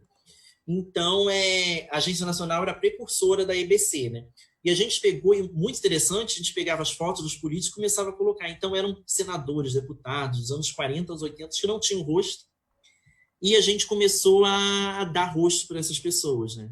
Então, isso humaniza, enfim, é um trabalho muito interessante. As próprias primeiras damas do Brasil, a gente também fez, pegaram várias fotos de primeiras damas, a gente colocou dos presidentes, assim foi indo dos políticos e tal. Aí depois a gente começou a gostar da ideia e ver, poxa, na Wikipédia, e, infelizmente, por causa do machismo estrutural, a gente tem tem pouca visibilidade para as mulheres. Então a gente pensou, então vamos atrás dessas imagens dessas mulheres da história, né? Que é o que a gente está fazendo agora. Então eu fiz até um projeto de pesquisa com a FAPERJ, eu ganhei uma bolsa de IC, e de iniciação científica, a FAPERJ apoiou, gostou da ideia, então a gente está indo atrás dessa garimpagem no acervo de fotografias de mulheres para dar esses rostos dessas mulheres desses anos todos e que elas possam ter essa visibilidade. Então a gente está tentando aí corrigir um pouquinho todo esse erro histórico que ocorre. Então essa é a nossa, foi assim que se deu, né? Hoje, como eu falei, um dos mais visitados, o mais interessante também é que o próprio Google usa como inteligência artificial, então ele vai lá, se a gente coloca, sei lá, por exemplo, Fernanda Montenegro, o próprio Google vai na Wikipédia e ele puxa, não sei se vocês já repararam, aparece um quadrinho assim do lado, um quadro ontológico, o próprio inteligência artificial do Google vai lá, ela vasculha vários sites. E é interessante que às vezes até mostra assim, sei lá, Fernanda Montenegro nasceu em tal, Brasil e tal, casada com fulano de tal, tá namorando fulano de tal, e aquilo não é de nenhum site, a própria inteligência artificial captura de vários sites, e muitos da Wikipédia. Então, com isso, a gente consegue também que essas imagens circulem muito mais, então elas ilustram reportagens, jornais, universidades, assessorias de comunicação, enfim, os mais variados, como eu falei, até cenário de novela, a circulação é incrível. E tá aí, e cada vez é mais. E como eu falei, mais a gente coloca, mais as pessoas reconhecem o arquivo e mais vão atrás do arquivo em busca de mais informações. Muito legal. Aproveitando esse assunto, Diego, eu queria que você falasse sobre um concurso que o Arquivo Nacional está promovendo, chamado Wiki Concurso, em comemoração aos 60 anos de Brasília. E a gente já tem até uma imagem para inscrever nesse concurso. Você fala um pouquinho para gente desse concurso e quem pode participar e como vai ser essa seleção? Eu vou aproveitar para colocar aquela imagem aqui, né? Isso. Então, esse concurso, como eu falei, a gente veio nessa iniciativa essa nossa participação, inserção na Wikimedia Commons, na Wikipédia, foi em 2017. Aí, em 2019, a gente teve a vinda do Arquivo Nacional de uma nova diretora, a Neide Dessonte, que ela é bibliotecária, né, também faz parte toda dessa área conhece bem o assunto, é uma técnica, né, e ela é bibliotecária aposentada do Poder Judiciário, já trabalhou no STF e no CNJ, e ela já tinha toda uma atuação e entusiasmo por dados abertos. Então, quando ela chegou, ela entrou em contato com essa iniciativa do Arquivo Nacional, gostou muito da ideia, ela é uma entusiasta também, vamos colocar tudo em dados abertos e tal. E aí ela até falou assim, é bom, mas por que não fazer mais? E aí foi essa ideia que ela deu da gente tentar fazer uma maratona de edição ou um concurso. E aí a gente aproveitou essa efeméride de 60 anos de Brasília para fazer esse Wiki concurso, que é um concurso piloto, né? E a ideia, depois, se der certo, a gente poder fazer outros, como outros que o arquivo já tem, né? O Arquivo Nacional tem concursos para publicação de obras, enfim, obras tanto da área de arquivologia quanto da área de ciências humanas. Então, esse concurso, como é que ele funciona? A ideia é o seguinte, o tema é Brasília, então ele está aberto até para as pessoas se inscreverem até o dia 3, aí as pessoas estão vendo, vai lá no site do Arquivo Nacional, e aí tem que preencher uma ficha de inscrição, mandar por e-mail e também preencher lá na própria Wikipédia. E a gente está organizando junto com essa Wiki Movimento Brasil, né? Que é essa associação de editores da Wikipédia, né? Então, como funciona? Qualquer pessoa pode participar, quem já é editor, quem não é editor também, pode ir lá, pode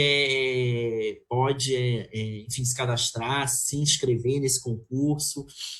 ler os manuais, conhecer. E a ideia como é? A ideia é que as pessoas possam pegar essas imagens do Arquivo Nacional que a gente já disponibilizou sobre Brasília. Nós disponibilizamos algumas, cerca de 600 fotos, tanto de Brasília, desde a construção, enfim, desde a mudança, da inauguração, dos prédios públicos, enfim. Então, a ideia é que a gente possa realizar ações de edição, né? Que as pessoas possam editar verbetes, criar verbetes sobre Brasília, ou seja, basicamente sobre a história do Brasil.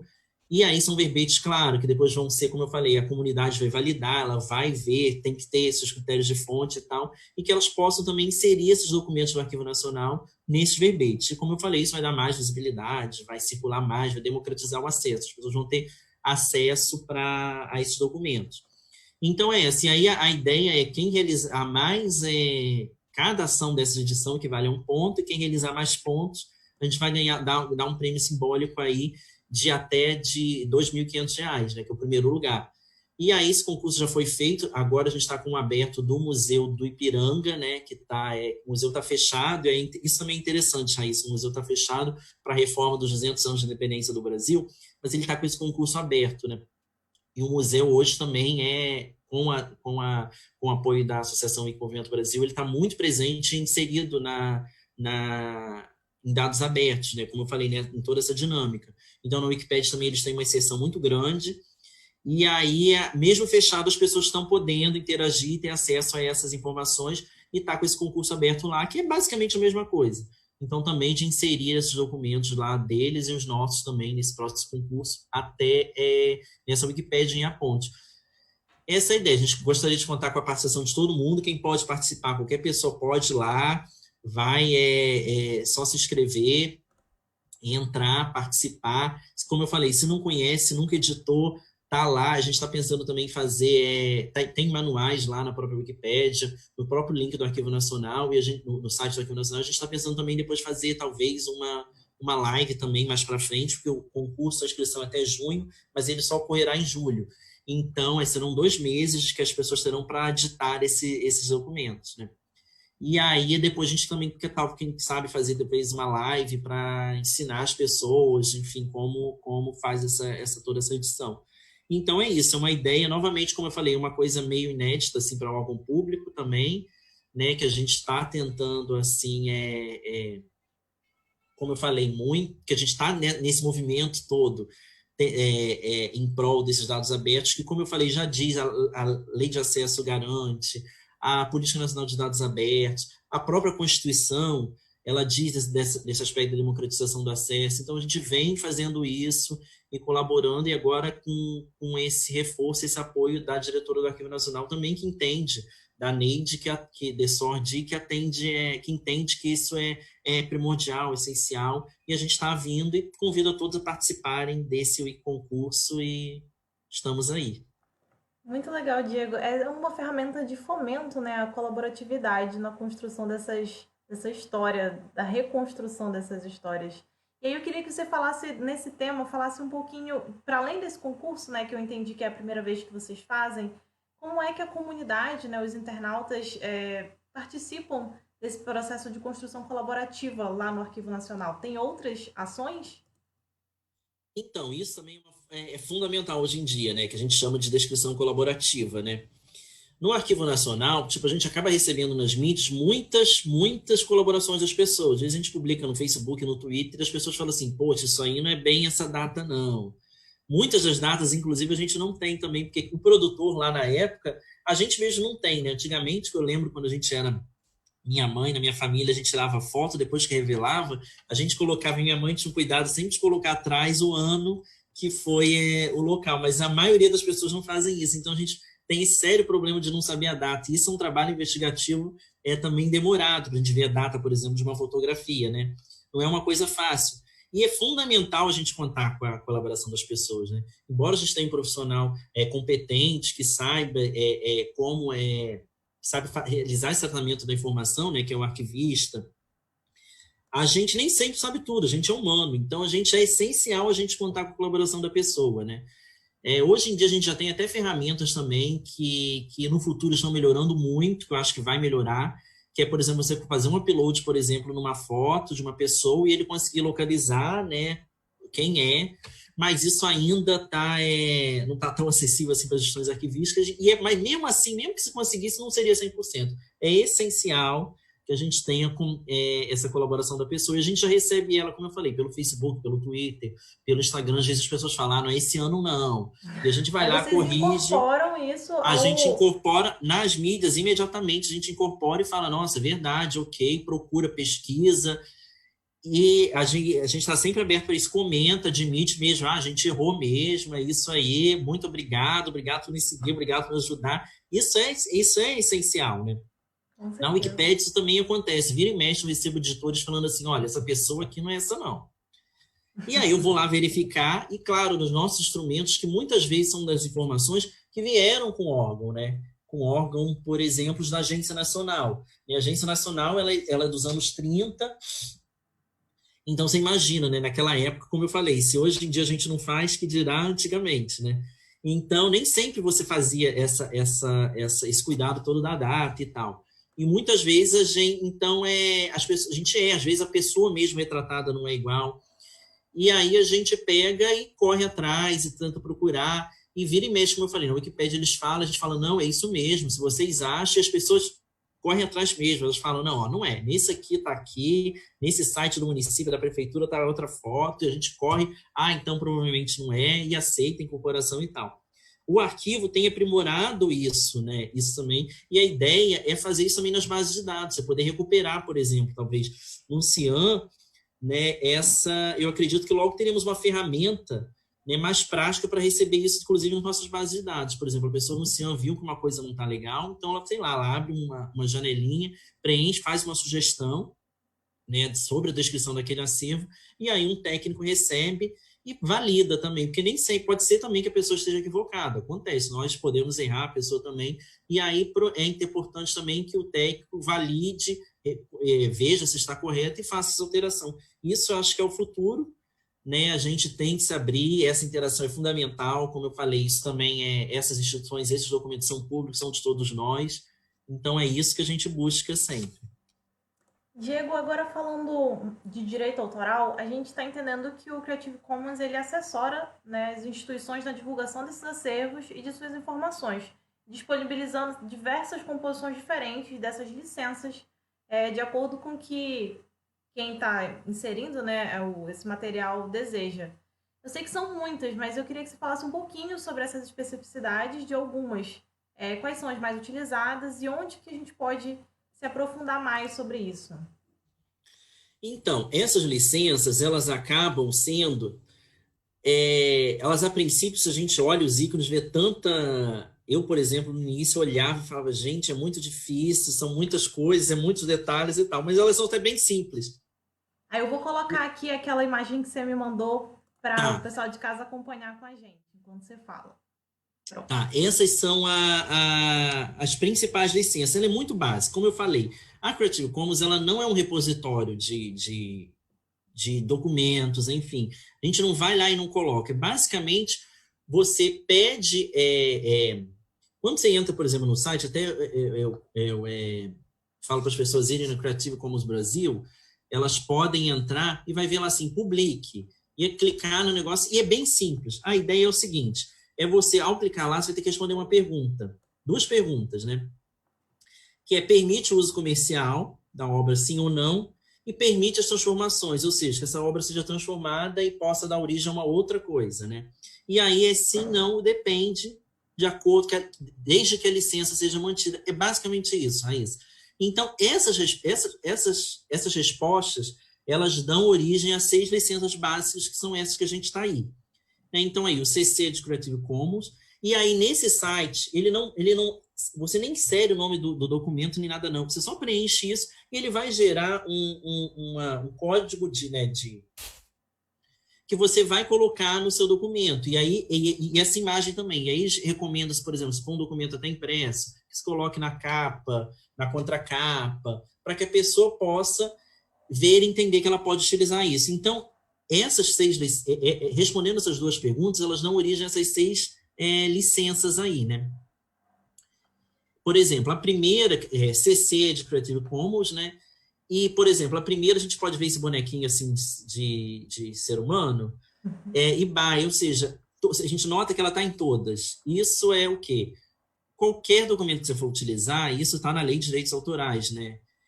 Você tem que dizer quem é o autor. Esse é o direito moral. Então, não importa não importa se é livre, não importa tal, você tem que dizer quem é o autor. Então, é isso que significa. Você pode ver que ela está em todos, o bonequinho.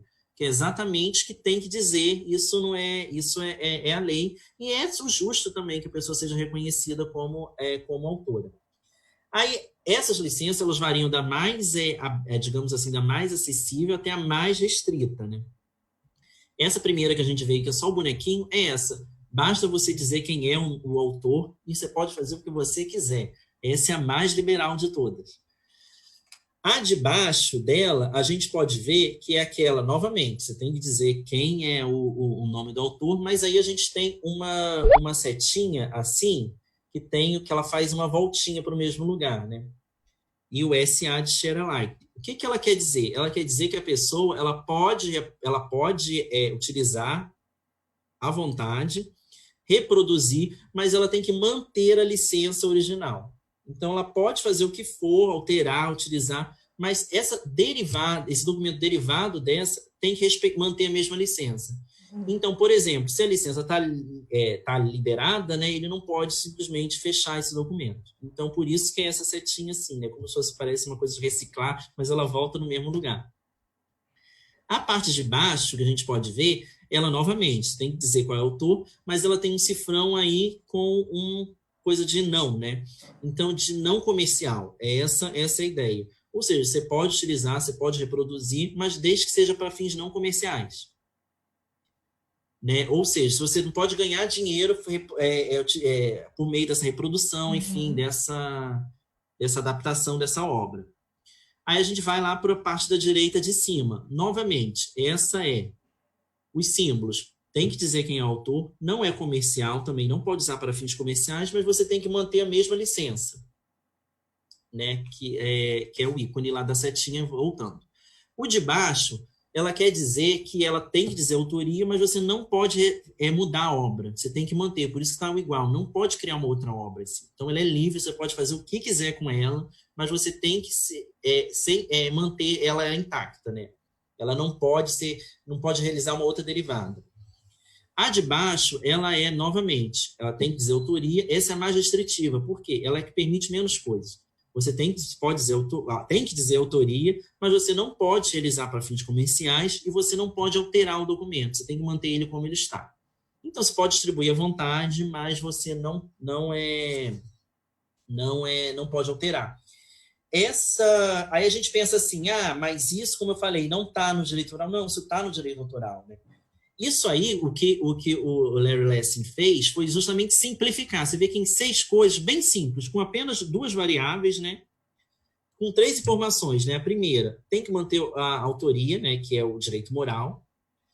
A segunda, que é variável, é comercial ou não. E a terceira, pode transformar ou não. E aí vai sim, não, depende, desde que mantenha a lista. É muito simples. Então, ele padronizou todas as leis de direito autoral no mundo para isso, para facilitar. Então, no mundo inteiro tem esse reconhecimento, esse padrão internacional do Creative Commons. Então, se você colocar isso, as pessoas vão saber e entender. E aí a gente vai pensar assim, mas essa licença, então, ela é de agora? Não, ela existiu, o licenciamento, ele existe, né? No próprio Lei de Direitos Autorais, a gente tem licenciamento e cessão de direitos.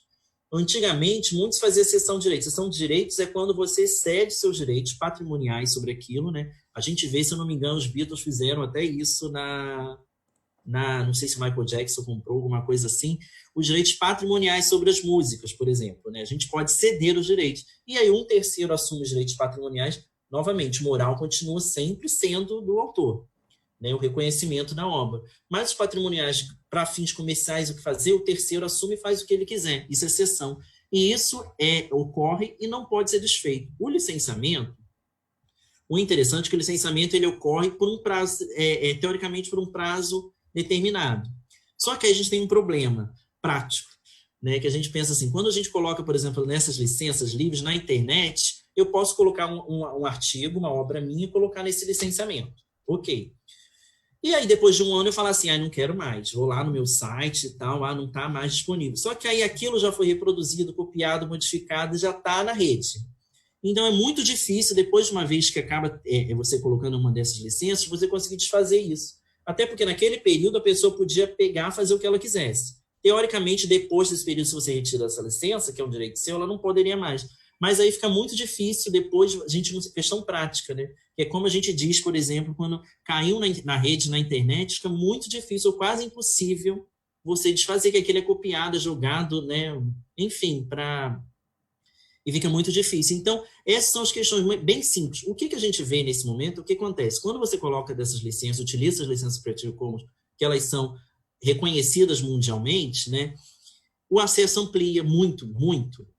Né? Isso é um outro aspecto fundamental delas. Por exemplo, para outras pessoas, para autores, assim, até que não...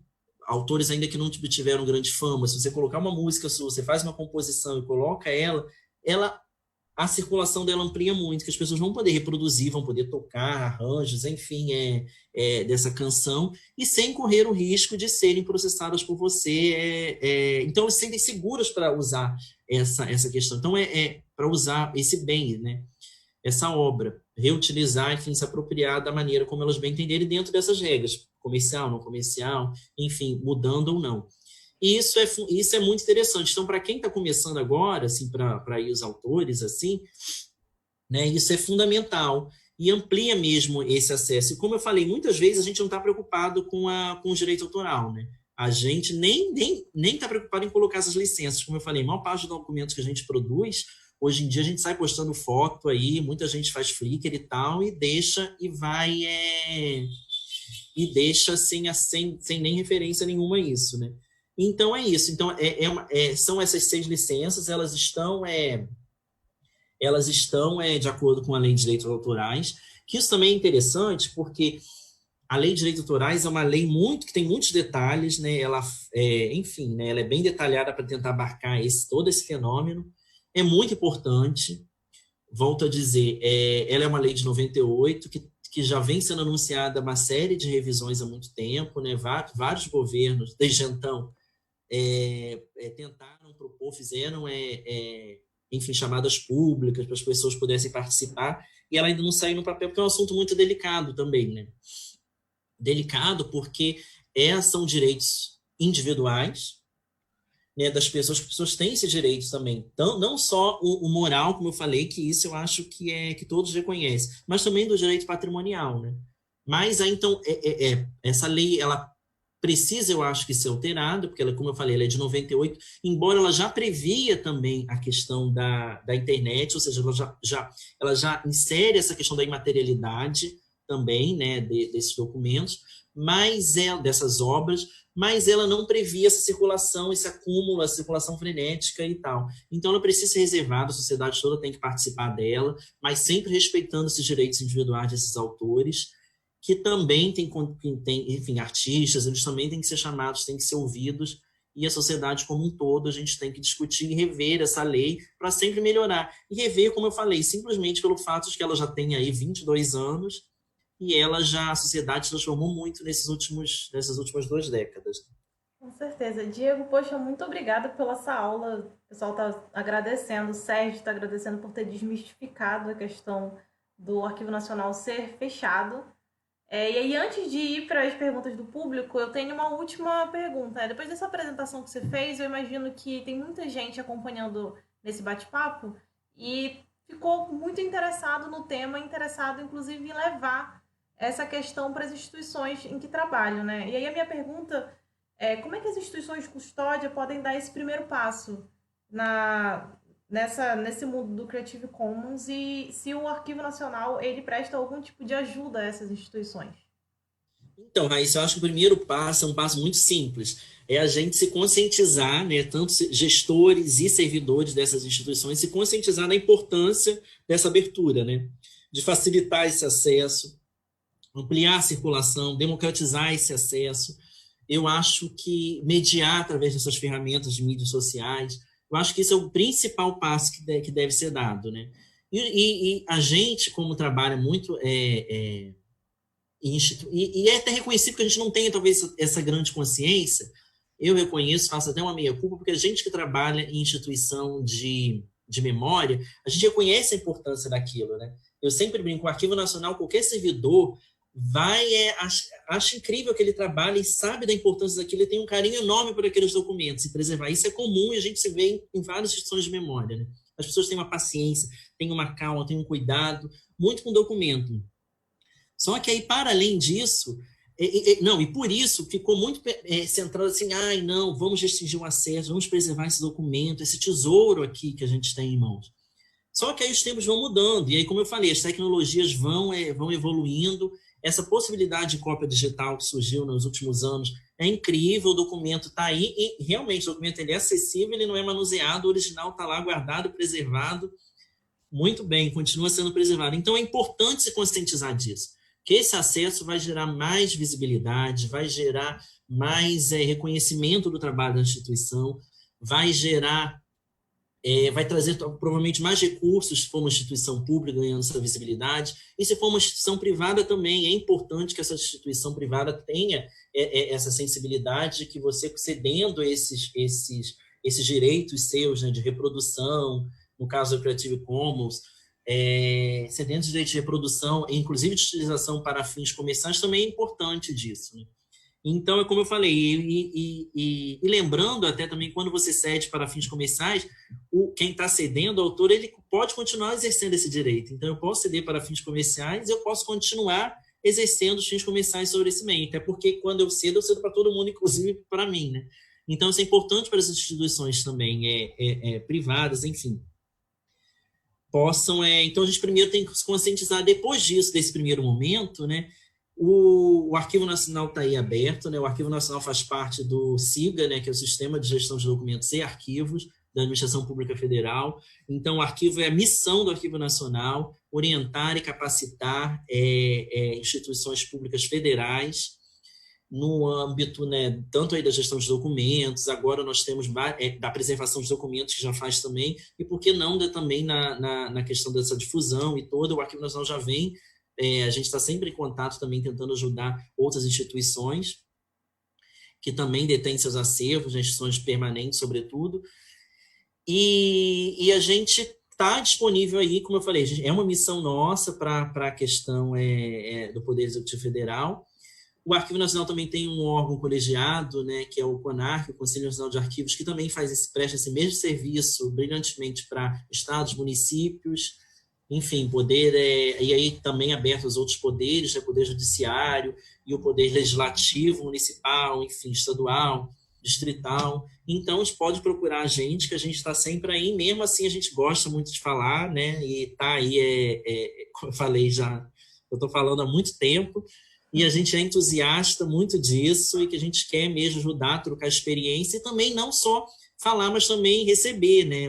Conhecer outras realidades. Isso é extremamente importante. Às vezes a gente fica muito aqui centrado no Rio de Janeiro e não conhece as outras realidades também do país, né? Como funciona lá, como é no interior do Pará, que muitas vezes não tem acesso e não tem a mesma infraestrutura que a gente. Então a gente tem que trocar essa experiência.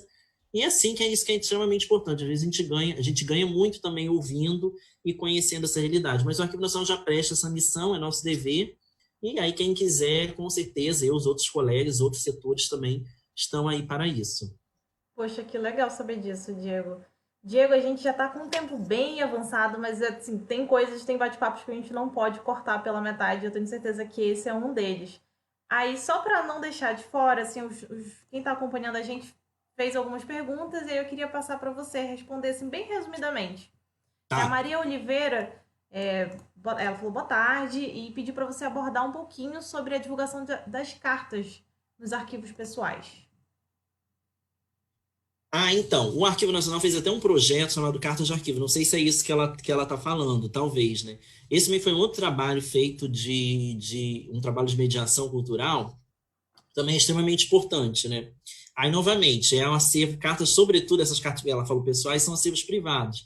E aí, novamente, quando eles entram em arquivo sobre doação, a gente tem que ter esse cuidado. Hoje em dia, antigamente, não tínhamos tanto, né? Antigamente, muito antigamente, mas hoje a gente tem esse cuidado de pensar nesse direito autoral até para divulgar. Então, é fundamental quando esses documentos privados entrem nos arquivos, que isso fique claro para que o arquivo possa disponibilizar ou não, e possa até talvez recusar, né? Porque se tem, eu acredito, se tem um doador que queira ceder esses documentos, mas quer ceder os documentos, mas sem os direitos patrimoniais, o arquivo também tem o direito de pensar realmente se vai querer essa doação. Então, esses acervos pessoais, eles são extremamente ricos e interessantes, né? Eu brinco até que eles contam um outro lado da história, porque as instituições arquivísticas públicas, elas têm a memória do lado do Estado, né? Então, a gente arquiva, sobretudo, documentos públicos, ou seja, das elites, aquelas elites do poder que estavam aí, o que elas pensavam sobre o Brasil, né? E suas ações, enfim. Então, quando a gente recebe esse documento privado, é extremamente importante também, porque eles têm o outro lado, né? Seja o outro lado da intimidade, seja o outro lado das questões políticas também, sociais, enfim. Então, é extremamente importante a entrada desses documentos, né? Agora, como eu sempre defendo que ela também tem que ter critérios, né? O que eu acho que, e aí vai uma coisa mesmo como cidadão, né, eu também tive a oportunidade de participar do Colegiado Setorial de Arquivos do antigo Ministério da Cultura, que era um órgão ligado ao Conselho Nacional de Política Cultural. E lá a gente debatia muito essas questões, né? É necessário que se faça também uma rede desses acervos, dessas instituições, para receber esses acervos privados, né?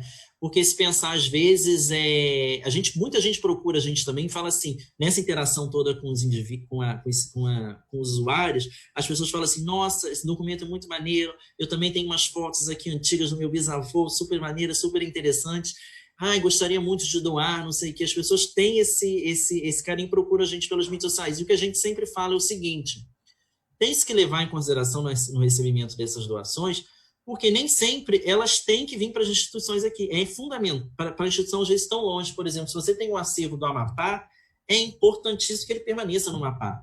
Então, né, por quê? Porque por mais que hoje tenha digitalização, que ele pode ser acessível em qualquer lugar no mundo, é necessário que você fique próximo do local dele de produção, né? É necessário que você tenha esse interesse até para facilitar esse acesso. Então, há de se criar, a gente sempre defende isso, uma rede de instituições públicas e também as privadas, para que a gente direcionar esses acervos. Ah, não é legal aqui, mas, poxa, fala lá com o arquivo da sua cidade, o arquivo municipal, e talvez, por exemplo, os arquivos municipais tenham esse trabalho muito mais primor, né? Por esses acervos privados, conta a memória da cidade, a memória daquelas pessoas ali, enfim, isso é extremamente importante. Como eu falei, o arquivo teve esse projeto também, já estou terminando, o arquivo teve esse projeto de cartas de arquivo, que era justamente mais um projeto de mediação cultural, e aí no YouTube, que era uma leitura dramatizada também de cartas, né? Então a gente pegava cartas, enfim, do acervo do Arquivo Nacional, eles faziam uma leitura muito simples, ligava a câmera, né, utilizava o cenário mesmo, as instalações do Arquivo Nacional, e a pessoa fazia uma leitura dramatizada. Enfim, não tinha figurino, não tinha uma coisa bem simples de fazer, mas extremamente rica no importante que a gente muda a transmissão da mensagem, né? Que como eu falei, os documentos textuais não têm tantas... não tem o aspecto visual não é tão assim grande, né? Exceto quando tem aquelas luminuras bonitas, aquelas letras, desenhos e tal, mas como muitos não têm, então eles não são tão atrativos visualmente. Então, você fazendo uma leitura e você coloca outros sentidos, né? A audição, enfim, o movimento ali de um documento audiovisual, né? Uma leitura dramatizada, então a interpretação do ator, o próprio cenário. Enfim, então a gente tentou isso, a gente tem alguns no canal do YouTube, a pessoa pode ver, é bem interessante, e fica também a dica aí para as instituições que quiserem fazer, que é um custo assim bem acessível, eu acho. E para fazer, e é importante isso, porque ela conta os dois lados, conta um outro lado da história, enfim, é muito interessante esse acervo. Ah, legal. A Maria deu os parabéns, achou que a live está sendo muito motivadora e elogiou o trabalho do Arquivo Nacional, mas ela falou que ela é suspeita porque ela é fã. O Sérgio Dias Bittencourt fez duas perguntas. A primeira é sobre se o aspecto financeiro das instituições não impede a abertura desse conhecimento, e aí eu acho que ele quis falar um pouco dessas iniciativas de disseminação, né? E a outra é se ele fala o seguinte: os arquivos digitais ficaram de fora do decreto 10.278 de 2020. Aí ele perguntou se isso vai inviabilizar de alguma forma a organização e divulgação dos acervos privados e pessoais. Então, a questão dos recursos. A questão eu acho que sim, né? Porque, por exemplo, como eu falei, toda essa abertura, esse movimento de abertura de transparência de dados abertos, ele vem sobretudo com a internet. Então, é fundamental aí, e para isso a gente precisa de recursos para digitalizar, para preservar esse documento digitalizado, ou então, se é nato digital, também tem que ser preservado. Então, isso requer custos, de fato, requer custos e nem todo mundo tem. Como eu falei, o Arquivo Nacional hoje tem uma capacidade também de armazenar, tem uma sala-cofre com mais de 1 petabyte, e tem que ter servidores também para cuidar de toda essa questão da preservação digital. Enfim, acho que a gente já teve até aqui no Preserva-me, se eu não me engano, os colegas do Arquivo Nacional falando sobre isso. Então, realmente, é um recurso, não é um recurso, não é barato você fazer isso, né? Isso é inegável. Então, mas é interessante, eu acho, sobretudo o planejamento. Eu acho que as instituições públicas, não só as arquivísticas, mas de forma geral, acho que é importante a gente ter o planejamento e aí pensar em planejamentos também a médio prazo, né? Fazer, sei lá, planos diretores, o que a gente quer para 20 anos e tentar, se a gente se planejar bem, assim, a médio prazo, por daqui a 20 anos, a gente talvez consiga fazer de pouquinho em pouquinho, conseguir avançar nesses aspectos, né? Conseguir ter uma infraestrutura de digitalização, enfim, de preservação. Eu acho que isso é fundamental. É claro que você vai dizer assim, mas eu posso fazer isso com o celular, tirar uma fotografia? Pode, né? Você pode colocar isso para aspectos de, de colocar na mídia social, vai funcionar bem. Você provavelmente não vai ter mesmo, você não está seguindo as regras de preservação digital, né, daquele documento, né? Mas para essa finalidade, sim, como a gente faz hoje, a gente tira fotos também, né, de eventos de todas as instituições e coloca nas redes. Então, eu acho que funciona assim. Para aquela instituição que não tem recursos, pode ser bem acessível. Quanto aos decretos ele está falando do decreto de proteção de dados pessoais, né? O Arquivo Nacional montou uma comissão interna justamente para debater isso, como fica, né? Se eu não me engano, o decreto já entra em vigor agora, já tá, eu acho que não é na metade desse ano. Então, isso também é um debate que a comunidade tem que se fazer. Como eu falei, você tem todo o movimento de abertura e de transparência, mas a gente tem também que não a gente tem que cuidar daquela exceção, né? Como eu falei, a regra é a transparência e é abrir. Mas a gente tem uma exceção, e isso é importante também que a gente cuide disso. No caso dos dados pessoais, eu acho que isso é extremamente importante, né? Esse decreto vem em boa hora também, porque se a gente pensar até inclusive com outros países, aqui em qualquer lugar, por exemplo, a gente acha o nosso CPF assim na internet, né? Então, qualquer estabelecimento comercial pede, me dá seu CPF aqui, dá e vai, não sei o quê. E essas empresas lucram, tem empresas que lucram muito com isso, né? Repassam essas informações, dados, telefones, e acaba a gente tendo esse cuidado. Eu acho que, então, as instituições têm que se preparar, sim, para ver esse decreto. Como eu falei, o Arquivo Nacional está se debruçando sobre isso.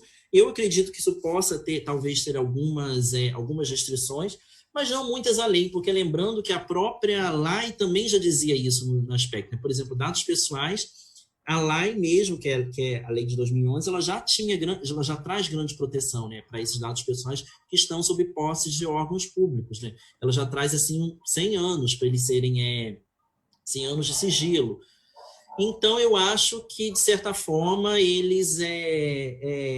gente está aí, mas ainda, enfim, tem que estudar, tem que ver um método, tem que tentar. Eu acho que é sempre buscar um equilíbrio, né? Eu acho que tudo na vida a gente tem que buscar esse equilíbrio. Como eu falei, a lei de direitos autorais também precisa ser revista para se adequar a essas últimas transformações. Tem que se levar em consideração o interesse social, sim, mas também em equilíbrio com esses interesses e esses direitos individuais, né? Eu acho que é a mesma coisa, a gente tem que buscar sempre esse equilíbrio, a gente há de encontrar. Opa, agora foi o áudio. Com certeza, Diego. É muito legal, assim, uma grande honra estar recebendo você aqui. E para terminar, eu queria pedir, a gente costuma pedir indicações de livros, ou filmes, ou podcasts, séries que sejam relacionadas a esse tema para quem gosta, para quem está aprendendo, para quem quer conhecer mais. Aí você pode deixar as suas indicações. Então, Sobre o Creative Commons especificamente, tem um livro da editora da FGV, que foram eles, inclusive, aqui os que, né, que trouxeram, enfim, foram os que colaboraram primeiramente com toda essa adaptação do Creative Commons aqui no Brasil, né, que é esse livrinho aqui, que é o que é Creative Commons, não sei se dá para ver, do Sérgio Branco e do Walter Brito. Nossa, que legal! O Sérgio Branco, ele foi palestrante no Preserva-me do ano passado. Inclusive, É? a palestra dele tá lá no nosso YouTube. Quem tiver curiosidade pode dar uma passada lá também. Então, já recomendo também. Tem esse livro que é muito importante, né, para as pessoas verem conta um pouco dessa história toda. O que eu acho que é muito interessante que ele fala também, que é o que eu espero ter tentado aqui, porque quando a gente pensa em Creative Commons, a gente pensa nas licenças, como eu falei, nos ícones já sai, é muito difícil. Né? Eu realmente mesmo a gente tem que parar, ler o ícone, tá, o ícone quer dizer isso, né? Não, né? Então, é porque eles são bem parecidos, até se a gente olhar muito rapidamente. Mas o mais interessante, uma coisa que ele mostra no livro, é que esse movimento, essa onda de abertura e de transparência. Então, que é o pulo do gato, isso que é importante por trás disso. Né? As licenças, elas são apenas uma declaração, elas são os facilitadores, um instrumento para facilitar isso que já ocorre, que já ocorria, enfim, nesse aspecto. Outras recomendações também, e aí eu vou avançar também sobre esse dos dados abertos. A gente tem cursos de dados abertos de acesso à informação na ENAP, né, que estão acessíveis aí, lá do Ministério da Economia. O arquivo também já está aí os outros setores também já pensando, já estão planejando e criando cursos também para disponibilizar na ENAP, nessa parceria, então aguardem aí futuramente. Tem também um curso muito interessante online, né, nesse momento que a gente vive, né, é interessante esse curso online da Fiocruz, que é sobre ciência aberta, também, que é o mesmo princípio de como a importância é essa abrir, como eu falei, o primeiro passo é conscientizar dessa importância. E todos esses cursos de dados abertos e transparência são fundamentais nisso, que eles vão mostrar esse princípio. E aí, falando sobre ciência aberta também, é tão importante, isso já é uma realidade. Como eu falei, por exemplo, eu sou linguista, e a Associação Brasileira de Linguistas já tem sua revista também, Dados Abertos, então ela só publica agora toda a informação em dados abertos, e ela exige também que os dados da pesquisa, dos experimentos, também estejam abertos em alguma plataforma. Então, é isso que, ou seja, novamente, é compartilhar para o crescimento da ciência. Então, nesse caso que a gente vê todas essas questões de dados abertos, é fundamental, sobretudo hoje, por exemplo, na busca por uma vacina para a Covid-19. Você imagina, né? Todo mundo está correndo atrás dessa vacina, mas se as pessoas compartilharem esses experimentos e suas informações de forma aberta, a gente vai chegar muito mais rápido a uma vacina. Então, isso é fundamental e, novamente, mesma coisa nos documentos de arquivo, enfim, nessas informações também são fundamentais, e nessas informações públicas. Muito legal, Diego. Obrigada por compartilhar essas indicações. A gente vai ficando por aqui. Mais uma vez, muito obrigada por essa conversa. O pessoal de casa está super agradecendo ali nos comentários. Você não está vendo agora, mas depois você dá uma passada lá. Um monte de carinho para você e de agradecimentos e elogios ao Arquivo Nacional. Então a gente vai ficando por aqui. Com certeza, assim, o Sérgio já está pedindo outra live. Com certeza essa parceria há de perdurar. Muito obrigada por essa conversa e por ter cedido esse tempo e ensinar tanto pra gente.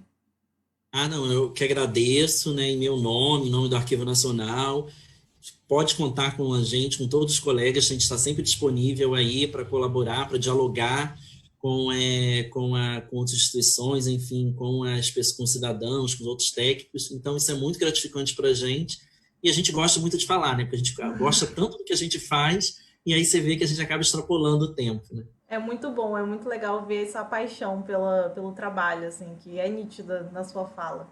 Pessoal, então a gente vai ficando por aqui. Muito obrigada para quem acompanhou a gente nessa conversa. Quase 2 horas de conversa, mas foi muito conteúdo. E eu espero vocês para as próximas. Assinem a nossa newsletter, que aí vocês não vão perder a programação. Está com uma programação bem legal, não só de preservação e memória, mas também outros temas como comunicação, saúde, gestão e liderança lá no Instagram. Então acompanhem a gente, sigam a gente nas redes sociais para não perder nada. Diego, pessoal, um beijão e muito obrigada pela companhia nessa tarde. Obrigado.